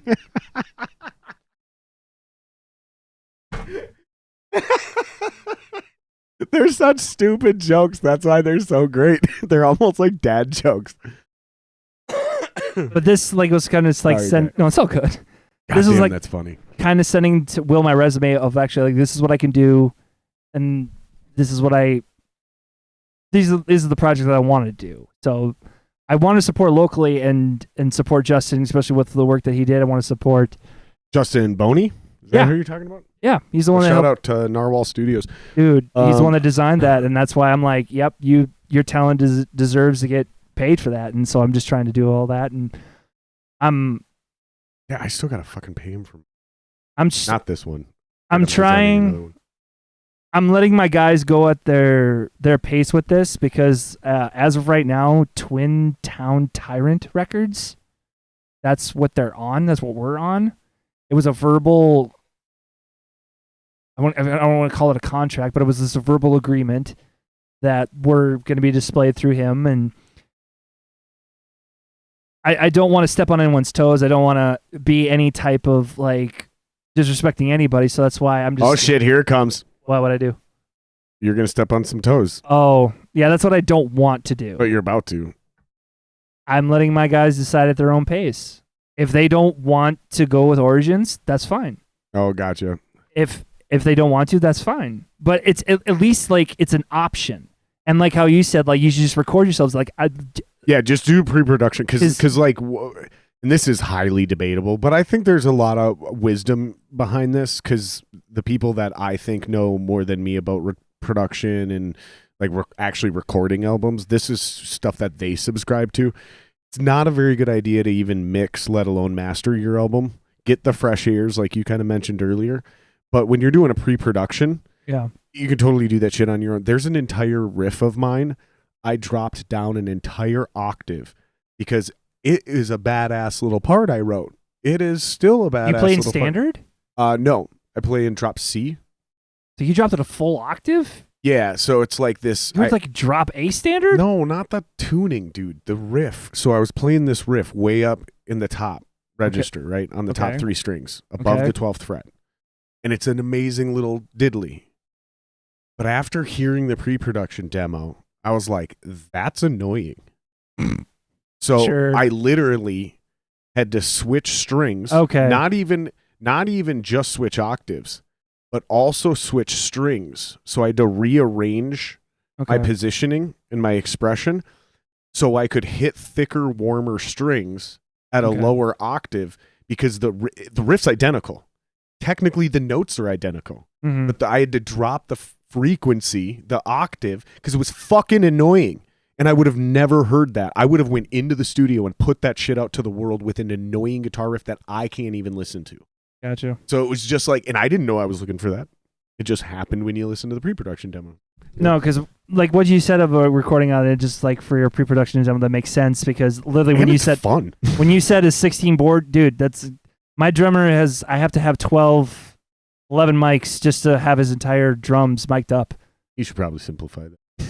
No, dude, what he can do on them it's really dope. It's really inspiring and really like, but everything. So when you have this entire setup for your podcast, like this, dude, like this happened and this happened. Like, dude, that was exactly what it was like starting a recording studio. It's just once this 6505 was purchased. Sanders for the win. I'm sorry, dude. I don't know if it's gonna stop either. You want a frozen banana? No, but I want a regular banana later. So, yeah. So you're even starting to smile now. Like eventually you're gonna crack, dude. And one of these is gonna get you. Okay. None of them will probably land as long as I'm the one delivering them because you got to go get his delivery. Every single one of these. We're all laughing because we hear him in our heads. I know. Once you say the comedian's joke, you hear his voice say, no, I got it. It's all good. Jeremy mentioned one of my favorites on the last podcast. I was walking by a wino eating a grape. I said, man, you have to wait. Dude. Dude, if you don't get on the Mitch Hedberg train, I'm not sure we can be friends. I'm okay with that. Well played, dude. Well played. But no, because with the starting recording, like I don't know how because it's just an endless annoying thing. So when it comes to that, I totally get that. So when you say work, like I got the work ethic. I'm ready to go with that. Yep. It's just now with the studio, now we can record our own stuff. Do that, the pre-production. Yeah, just do it, and it's fun, dude. Yeah, it's I fun. like that idea. But I also wanted to take it to Will because then we can get 3 songs mixed and mastered by him and saying this is some of the new stuff. And I learned that my guys want to do some EPs. Do you record your rehearsals? I know you don't get together very often, but when you do you record them? Not through the interface of that type stuff, but if my guitar player Jace, he actually put up his phone And I'm like, it's something. That's something, Yeah, it's something. And he's like, yeah, because every once in a while, like especially if you do any jamming or your songwriting or something, you'll end up with a little nugget or two in there. Something. No, you missed. he came up with a nugget, and I literally just heard the whole song structure of it, and I formed it into this little piece that he put it on the band's Facebook. And so far, everyone's been giving a thumbs up, and I'm like, okay, we're on to something. So just, I still feel like there needs to be somewhat of a either 4 measure or 8 measure of a solo, and I want to do that with Jace, like, because I want that kid to shine. Because when you say shredding and canoodling, I'm like, my Jace, he canoodles, but he also comes up when he's canoodling, he's working stuff out, and I'm like, you remember how to play that? No. I'm like, bollocks. Because there's a weird balance. This kid between can shred between the noodling and the like. So the way I describe it is like, you can go like Ingve, right? That's the noodling, right? And then there's like the shred, which is what I refer to when you get into like Kirk Hammett, Dave Mustaine, classic 80s metal solos, right? And then you get into like the other one that I call the David Gilmour style, like the Pink Floyd, where it's like, I'm going to play this one note and I'm going to bend it and I'm going to make your dick leak. Like, that's how good it is. Like, you're going to get a little hard. Like, that's how good this one note is while I'm bending it over this song. That's David Gilmour. Yeah. And that's kind of how I break down lead guitar players into 3 categories. They're either noodlers, like the Ingves, and I can't fucking stand noodlers. And then there's the shred, which is like that classic 80s. They can do all the flash, but it always sounds great. Like, all the notes are in the right places. Like, there's not a bunch of weird shit in there. Just like, it's not about his ego. He's just writing badass solos, right? Almost like they write themselves. And then you've got the David Gilmour guys. I always just, to simplify it in my brain, I put everybody into one of those 3 categories. And you can like obviously be on a meter somewhere in between. And I know a couple guys that can do all of it. Sure. Fucking, like, why do I even play guitar when there's guys like that out there?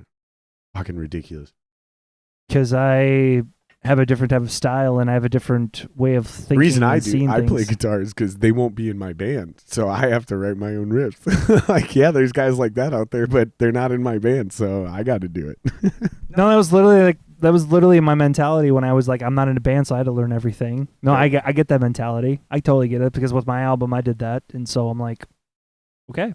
But knowing everything not only helps with timing, but it also helps with where you can put breakdowns, where you can put solos. It makes you a better songwriter. But I don't like the jack of all trades, master of none. And I'm like, yeah, I feel that's me in a nutshell. And then when you're not on your game, when I'm having a bad day, then I'm just a hack of all trades, because I'm not a master of anything, right? So like, I'm a jack of everything until it's a bad day, and then I'm just a fucking hack, and everything I'm doing sucks. I've had those days where it's like I'm trying to write music and, you know, I'm working on this riff and I just can't seem to get anything done. I'm like, fuck it, let me shift gears. You know, let me play this all back and I'll go jump on the drum kit and see if I can write something over there. Maybe, nope, I can't even play the parts right. I'm just like, I'm a hack that day, you know? I always blame myself for not rehearsing enough when those come up. Like, oh, this is just my rush showing up. You know, whether it's me physically getting older and getting out of shape, or it's my brain, the muscle side of it, you know, the actual, yeah, banging off rust. I mean, that's just the best way to say it, you know. I can't bang off rust. I play too much. I play twice, 3 times, 4 times a week. You know, you'll be like playing a video game or watching a TV show, or all of a sudden you'll be watching a movie and you're like, I have to go play. I got something brewing in there. You don't play guitar every day? What? You don't play guitar every day? Every other day.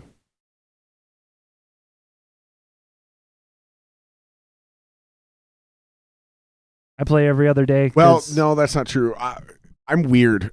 I'm streaky. Really? You don't say. I'm streaky when it comes to that shit. So like Streaky? Dalton's a play every day. Like, I guarantee you there's not a single day where Dalton doesn't play his guitar. Okay. But maybe if he's like away from his guitar, like on a vacation or something like that, right? I can almost guarantee you there's very few periods of a guy like that. He's on that level. I'm super streaky. So like, I will play guitar for 4 to 6, 8 hours a day, every single day for like 9 months to a year while I'm writing music. Mm-hmm. And then if I'm not playing shows, I'll turn around and do that with the drums. Yeah. But then if I'm not playing shows, I'll just eventually like, okay, I'm done writing music. And then I just stop and I won't touch my guitar for 6 months until I get inspired and I start writing music again. But then it's 8 hours a day until I've written everything that I have to offer in that period of my life. That's what I mean by streaky. So very binge mentality, very obsessed. No, I got you. addict. Yeah. Addict, like a drug addict. Like I fucking once I fall off the wagon, I'm going on a bender. Oh, I'm surprised. I just don't have drug abuse problems like that. Oh, I'm surprised that you actually talk to me because I'm like because like if you don't do something, I can't trust you. Like because that's where you were like something anything. Oh yeah, I don't drink. you smoke? Dude, this is like, come on, like really, Still something. really? Okay, Yeah. all right, I'll take it because I'm like I don't. Still a vice. You're still human. It's those motherfuckers that run around like those old straight edge kids. Do you remember that? Because I've actually never met a true straight edge. oh dude, they were the worst. I lied. I am truly sorry. I actually lied. I have met. Well, straight edge now is Blake from Blackbird Bridge. He's straight edge I don't know who now, that is. dude. You want to talk about a band that's tight? We were playing a show at, I didn't even know this was a town in Minnesota, New Germany, at the Hollywood Roadhouse. Is that the town where they still all speak German? I have no idea. There's a town in Minnesota where they still to this day everyone speaks fluent German. Like they all speak Like, fluent English. someone too, has to like look up that. I think type that of is. stuff. It's But, either Little Germany or New Germany. It was New Germany at the Hollywood Roadhouse. Opening was Castor Velour, an 80s vibe, massively 80s. Like Somebody like I shit know you loves not. that band, Castor Velour. Not my cup of tea, but they put on a great show. Someone I know loves that band. Like they put on a great show. Like I'm not into 80s and that type of style. I'm like, yeah, whatever. They dressed, they did everything balls to the wall. Shout so. out to Doc. He said it best. I don't trust anybody who's never done drugs. They're definitely cops. I promise you. Cop! Do I look like a fucking cop?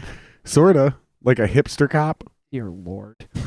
My background does not even remotely that even me justify with that. No, But there's very few people in this world that I know that have never done any drugs or drank alcohol at all that I actually trust. okay. Very few people. Have you never done drugs or done alcohol? alcohol, I've only been hammered. I can count on one hand because I don't like it. Even I just don't like it. But have you had a beer? Because my buddy, let me put it this way. I'll just put it into an example. My buddy Dan Lugo, doesn't run a church. He's the musical director. Sure. I used to work with him at Guitar Center back when. But anyways, he'll still to this day have a beer. He isn't gonna get fucked up.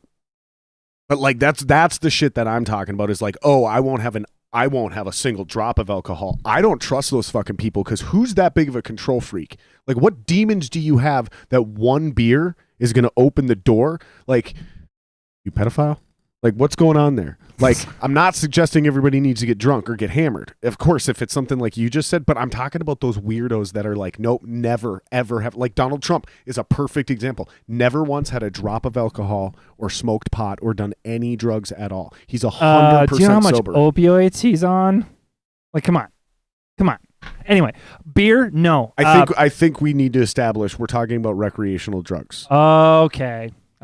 So that's what Now that we're we're talking about. okay, more specific. I got you. That's- No.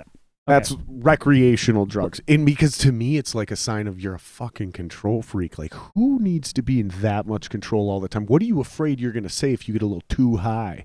Like, that's the shit I'm talking about. I'll give Maybe you I'm being both. cynical and paranoid, bro, but that's the vibe I get with somebody like that. Like, I don't know, man. No, I'll give you both. Or they're super religious and they'll turn around and be like, no, I think, it's of the devil. And it's like, oh, God, here we go again. So I'm going to hell because I'm token up.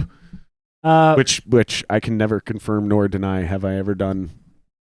Ever. Especially on this podcast. Anyway, beer, no. It's too bitter. I like Scotch on the rocks, but that's a sucker you sip. You don't down those suck. It's a chill drink. Right. But very rare. Very, very rare. High,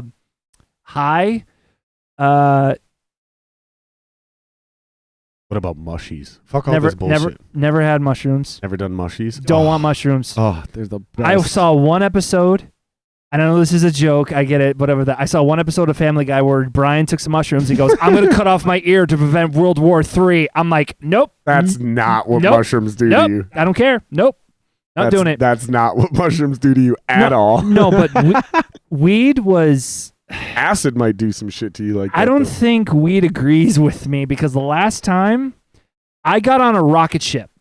And I did not like this rocket ship ride because it took me to Jupiter. I was like, "Oh, we're gonna go to California. Sounds We're like gonna some weird weed, man. We're going to enjoy. We're going to chill at the beach and just have a good time."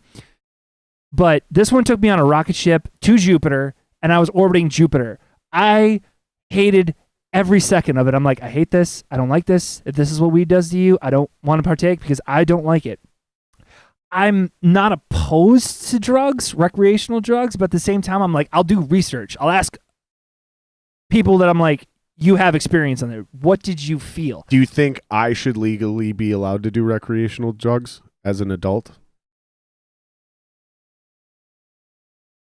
When you are on the recreational drugs, are you hurting or harming anybody around you? That's not Terrorist- the question I asked. Are you threatening people? If you're not causing any type of harm to anybody else, if it's just you, if you want to do recreational drugs here and it's just you, just as an adult, no, do it. Go to town. Because Why do you love freedom so much? if you're You know not, what I mean, though? Like, I just don't understand how, like, people are perfectly okay with me getting shit-faced drunk at home, but they're like, no, I just don't. I'm like, so what's wrong with me smoking a joint at home? No, I just don't think you should be allowed to do that. Like, why? Unless you're a fucking control you're in freak. your house. Like it's no one's business what you do in the privacy of your own home. Like, I mean, there's some crazy shit that people have done for real, for sure. I mean, people are just evil. Let's just, call it up what we see it. But if you want to do mushrooms, if you wanted to do acid, if you want to do LSD, if you're at home and you're in the the safety of your house, you're not a threat to your neighbor or any of your friends, then, dude, like, why not? Just it's your house. Like, go. Right. But mushrooms, though, that cartoon is hilarious because that is nothing like what mushrooms I know are. it's supposed to be a joke. It's supposed to be like, It's not only a joke, but it's like hyperbole. Like, it's not even remotely close. Like, that's why I didn't even really laugh, because it's like usually a good joke is based in some sort of truth. And like, that's more like what acid will do to you. Like, I've heard some people make some crazy fucking predictions and connections and went on acid, but on mushrooms, it's so much more chill than that. no, I think everyone should be forced against their will to do mushies once a year, and the world would solve all its problems. no. Yeah. No. Yeah. I will stand on Against principle. your will. No. I will go down swinging. I will break arms. I will arm bar. I will leg grab. I will do whatever I have to do to get out of that situation. We're gonna chain you down. We're gonna mush them into a paste, into a liquidy paste, and we're gonna fucking force that shit down your throat with one of them fucking feeding tubes like in the hospital, and then we're just gonna let you go. Jared, who hurt you? No one. Who hurt you, bud? No one. Come on. I'm trying to make sure no one hurts anyone ever again. And we just need everyone in the world once a year to do mushrooms, and then we will solve all the problems. How about we take it one step further? Once a year, we purge. That's a little much. Forcing someone to take all these types of drugs, but purging where This everyone is one can type agree of drugs. This is one type of drugs in a very controlled amount. Not good, dude. Not good. no, I got all the answers, man. When it comes to like any type of like that type of drugs, like I don't want to be that nerd that's just like that just because I have so much No, lack I'm of obviously experience. joking. I know. But I if know. everyone did do mushrooms once a year, we just can't, is what me and Kevin were joking about, is you just can't allow any large groups to do them all together at the same time. So like, you can't have the entirety of Northside doing mushrooms all at once. You have to like, it's like every 50th person or something like that. So that way, because if you just had like an entire city, like, okay, New York City, May 4th, everybody do mushrooms, you would have a giant orgy in the streets. Like, you can't do that either. I'm suggesting, like, if once a year on January 6th, I did mushrooms, and then you did them on the 7th, and then fucking Doc did them on the 8th, and then somebody did them on the 9th, and just everybody was in some sort of rotation to where there's not a huge group of people in a park all tripping together.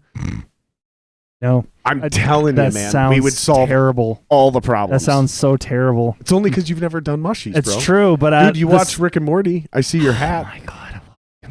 I guarantee you that guy wouldn't be able to write that TV show if it wasn't for mushies. I seriously think it's weed. That I does bet that you'd to be him. able to. No, LSD. I'll definitely say LSD because the stuff that I guarantee you it's both, and probably some fucking peyote and some DMT. That dude, those two guys. Other people can totally do it. Don't force me to do it. No, I already have. I'm already trying to face my demons sober. You want to like get me all?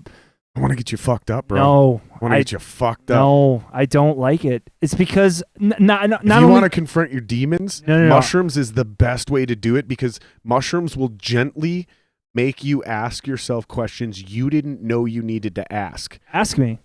I don't know what the questions are. They're deep within your own mind and soul. And mushrooms are like, consciously, you don't even know, you're not even aware of the questions you need to ask yourself to confront these demons. That's what mushies do for you. You just don't want to take too much, because you never want to forget that you're on drugs. That's the thing. The key is this. It's so simple. Make sure you always are on a low enough dose where anytime you start to get weird, you go, it's just the drugs. I'm just on drugs. I'll be fine in another hour. As long as you don't think it's real, that's what a bad trip is. That's when shit goes bad, is when people do so many hallucinogens, they actually think what's happening to them is real and they forget about the drugs. That's a bad trip. That's when some bad shit will happen to you. That's when motherfuckers run in traffic. That's when motherfuckers think they can fly and they jump out windows. And that is usually acid or some crazy shit mixed together. A little tiny bit of mushies, you won't even hallucinate. Dude, that's like, you ever heard of microdosing? Yeah, I've heard of microdosing, but at the same time, what I'm talking about is somewhere between microdosing and like actually tripping. Like, you can do just a tiny little bit of mushies, and just like your thoughts are just a little bit deeper. You'll be a little bit more empathetic. But dude, you can get that on a meditation basis without it. It takes time. I understand that. Maybe. It's like, I do believe that is possible, because I've heard. Yeah. It's the joke that Joe Rogan does. He's just like, I've heard possibly. Yeah. I don't have time for that kind of shit. Yeah. Well, I got 16 hours to sit there and meditate and get that deep. Give me some mushies. I got 4. I got 4 hours. I do. And I don't even have that kind of time anymore. Now I'm like, dude, I got to get on this DMT shit, because DMT is like an 8-hour mushroom trip, but in 20 minutes. So I can be in and out and get on with my day. That's the level I'm on now. I don't even have fucking 4 hours to do mushrooms anymore, let alone 16 to meditate. Who the fuck has that kind of time? I do. Because, dude, like, the time is not the problem. It's the meditation. It's the calming of your mind. The questions that you're just like, I got too much shit to do. I understand that. That's okay. I got a fucking lawn to mow. But I got a for fucking me, house to remodel. I got podcasts to do. I got scheduling to do. Yeah. I got trips to plan. I got music to write. Okay. Who the fuck has 16 hours to meditate? And again, I got 4. Give me some mushies. Let's go deep, bro. And that's and here's the beautiful part. Here's the beautiful but not part. for me. I could, instead of, when you want to go deep meditating, maybe you can do some shit in 2 hours. Maybe you can do some different shit in 6. But you usually have to extend the time you're meditating in order to get to those places, right? Here's my point. It's always a 4-hour mushroom trip. But if I just take twice as many mushies, I'll see way more shit. And I'll be like hanging out with God and shit. And this sounds and terrible. if you really want to get spiritual, almost all of those texts in ancient religions that talk about meditating, including ancient Judaism, almost all of them were on mushroom tea, bro. Like, all of them were tripping balls. Like, they were tripping balls and they were meditating. So let's take both our ideas. Let's together. We'll do some mushies and we'll meditate together, bro. That's my challenge to you. All right. I will fail. Got it, guys. It's been a big for real, we got to wrap this up. I got shit I got to do tonight. Where can people check out your music? Spotify, or Spotify, YouTube page, Facebook. We're just I got your Instagram link in the comments below, so they can go follow you on Instagram. Yeah. And it's Forever in Gray, Grey. Yep. Also known as Fig. Big Newtons. I'd roll with the Fig thing. I'd lean into that hard. It's actually cool. Like no, the Fig. Yeah, that's where the joke Fig Newton comes into play. No, I mean I get that. Jesus. For the love of God, bro. YouTube, Spotify is where they hear the music. Facebook is where like my guitar player just recorded a Doc video. says the burning bush is not a metaphor. Yeah, I don't think it is either, bro. I just think he was tripping balls. That's what I think. The new stuff, hopefully we can get on that sucker tight and then do the dry run, if you want to call it that, like how you said, and then go over to Will. But I could definitely talk with my guys more about that, and then do a pre-production and just do it for fun. You might notice something, you might take something out of it, but I think the real goal, and you'd have to ask around, like, what is the point of a pre-production demo? But my understanding is it's just simply to actually hear what your song sounds like on record, whether it sounds good or not, whether you're executing your parts right. Like, guys can even fuck up parts. It doesn't matter, really. You're just like, does everything actually sound the way we think it does when you listen to it back? Yeah. I want to give a big shout out to everybody in the chat. Huge thank you guys. Seriously, we really appreciate it. We're still on the grind to 1,000 subs, so please, if you haven't already, hit that big red button, subscribe. Make sure you guys go check out his band, Forever in Gray. Like I said, the link to the Instagram is below, and then from there, I'm sure you guys can find the Spotify, all the direct links. I assume you got Linktree or something, I assume. And then I will go back and put those actual links in this description as well. If you're listening to this on audio a few days from now, all that shit will be in this description. But if you're listening live, we'll do that. You got any shows coming up you need to plug? Any shows booked? One, maybe. We're still in the process of... So no. So you guys got to go to Instagram to follow them, so when they do book this show, you know about it. All right. I already said thank you. Hit subscribe, all that jazz. And join the Patreon if you want to waste $3 a month and help subscribe and help us out. It's $3. $3. That before this connects. Hold on. All right. I think we're still here. That was weird. Yep, we're still here. That's on a delay. Sorry about that, guys. I accidentally almost ended the podcast. Like, I actually did for a second. So I just got to get back to the correct menu. Jeez. I told you I was going to fuck this up. Remember I said? I was trying to give you the benefit of the doubt. No, I was like, dude, I'm telling you, I rearranged all this. I'm going to fuck all this up because every time I try to make things better, I make it a little bit worse first. Every single time. So yes, guys, please subscribe to the Patreon. It's $3 a month on the low tier. There's higher tiers if you want. We are doing bonus content in there. I'll have another episode, a live episode. We can get into some deeper shit. I'm doing that live tomorrow. Anything else you want to plug before we get out of here? Oh man, we got the YouTube page, we got the Facebook page, the Instagram. Talked about, you have my personal, which is a completely different conversation for another time. But no, I think you hit it on all cylinders. It was dope. I really appreciate you having me, but I really appreciate it. I know we're not drinking booze, but let's cheers our empty pop cans. Mine's not empty. There we go. I still got stuff in there left. Thank you guys. I really appreciate it. Much love and peace out. See you next week. Wait, we're not out yet. Oh, okay. God damn it. Amateur hour. See, this is why we need a fucking producer, bro.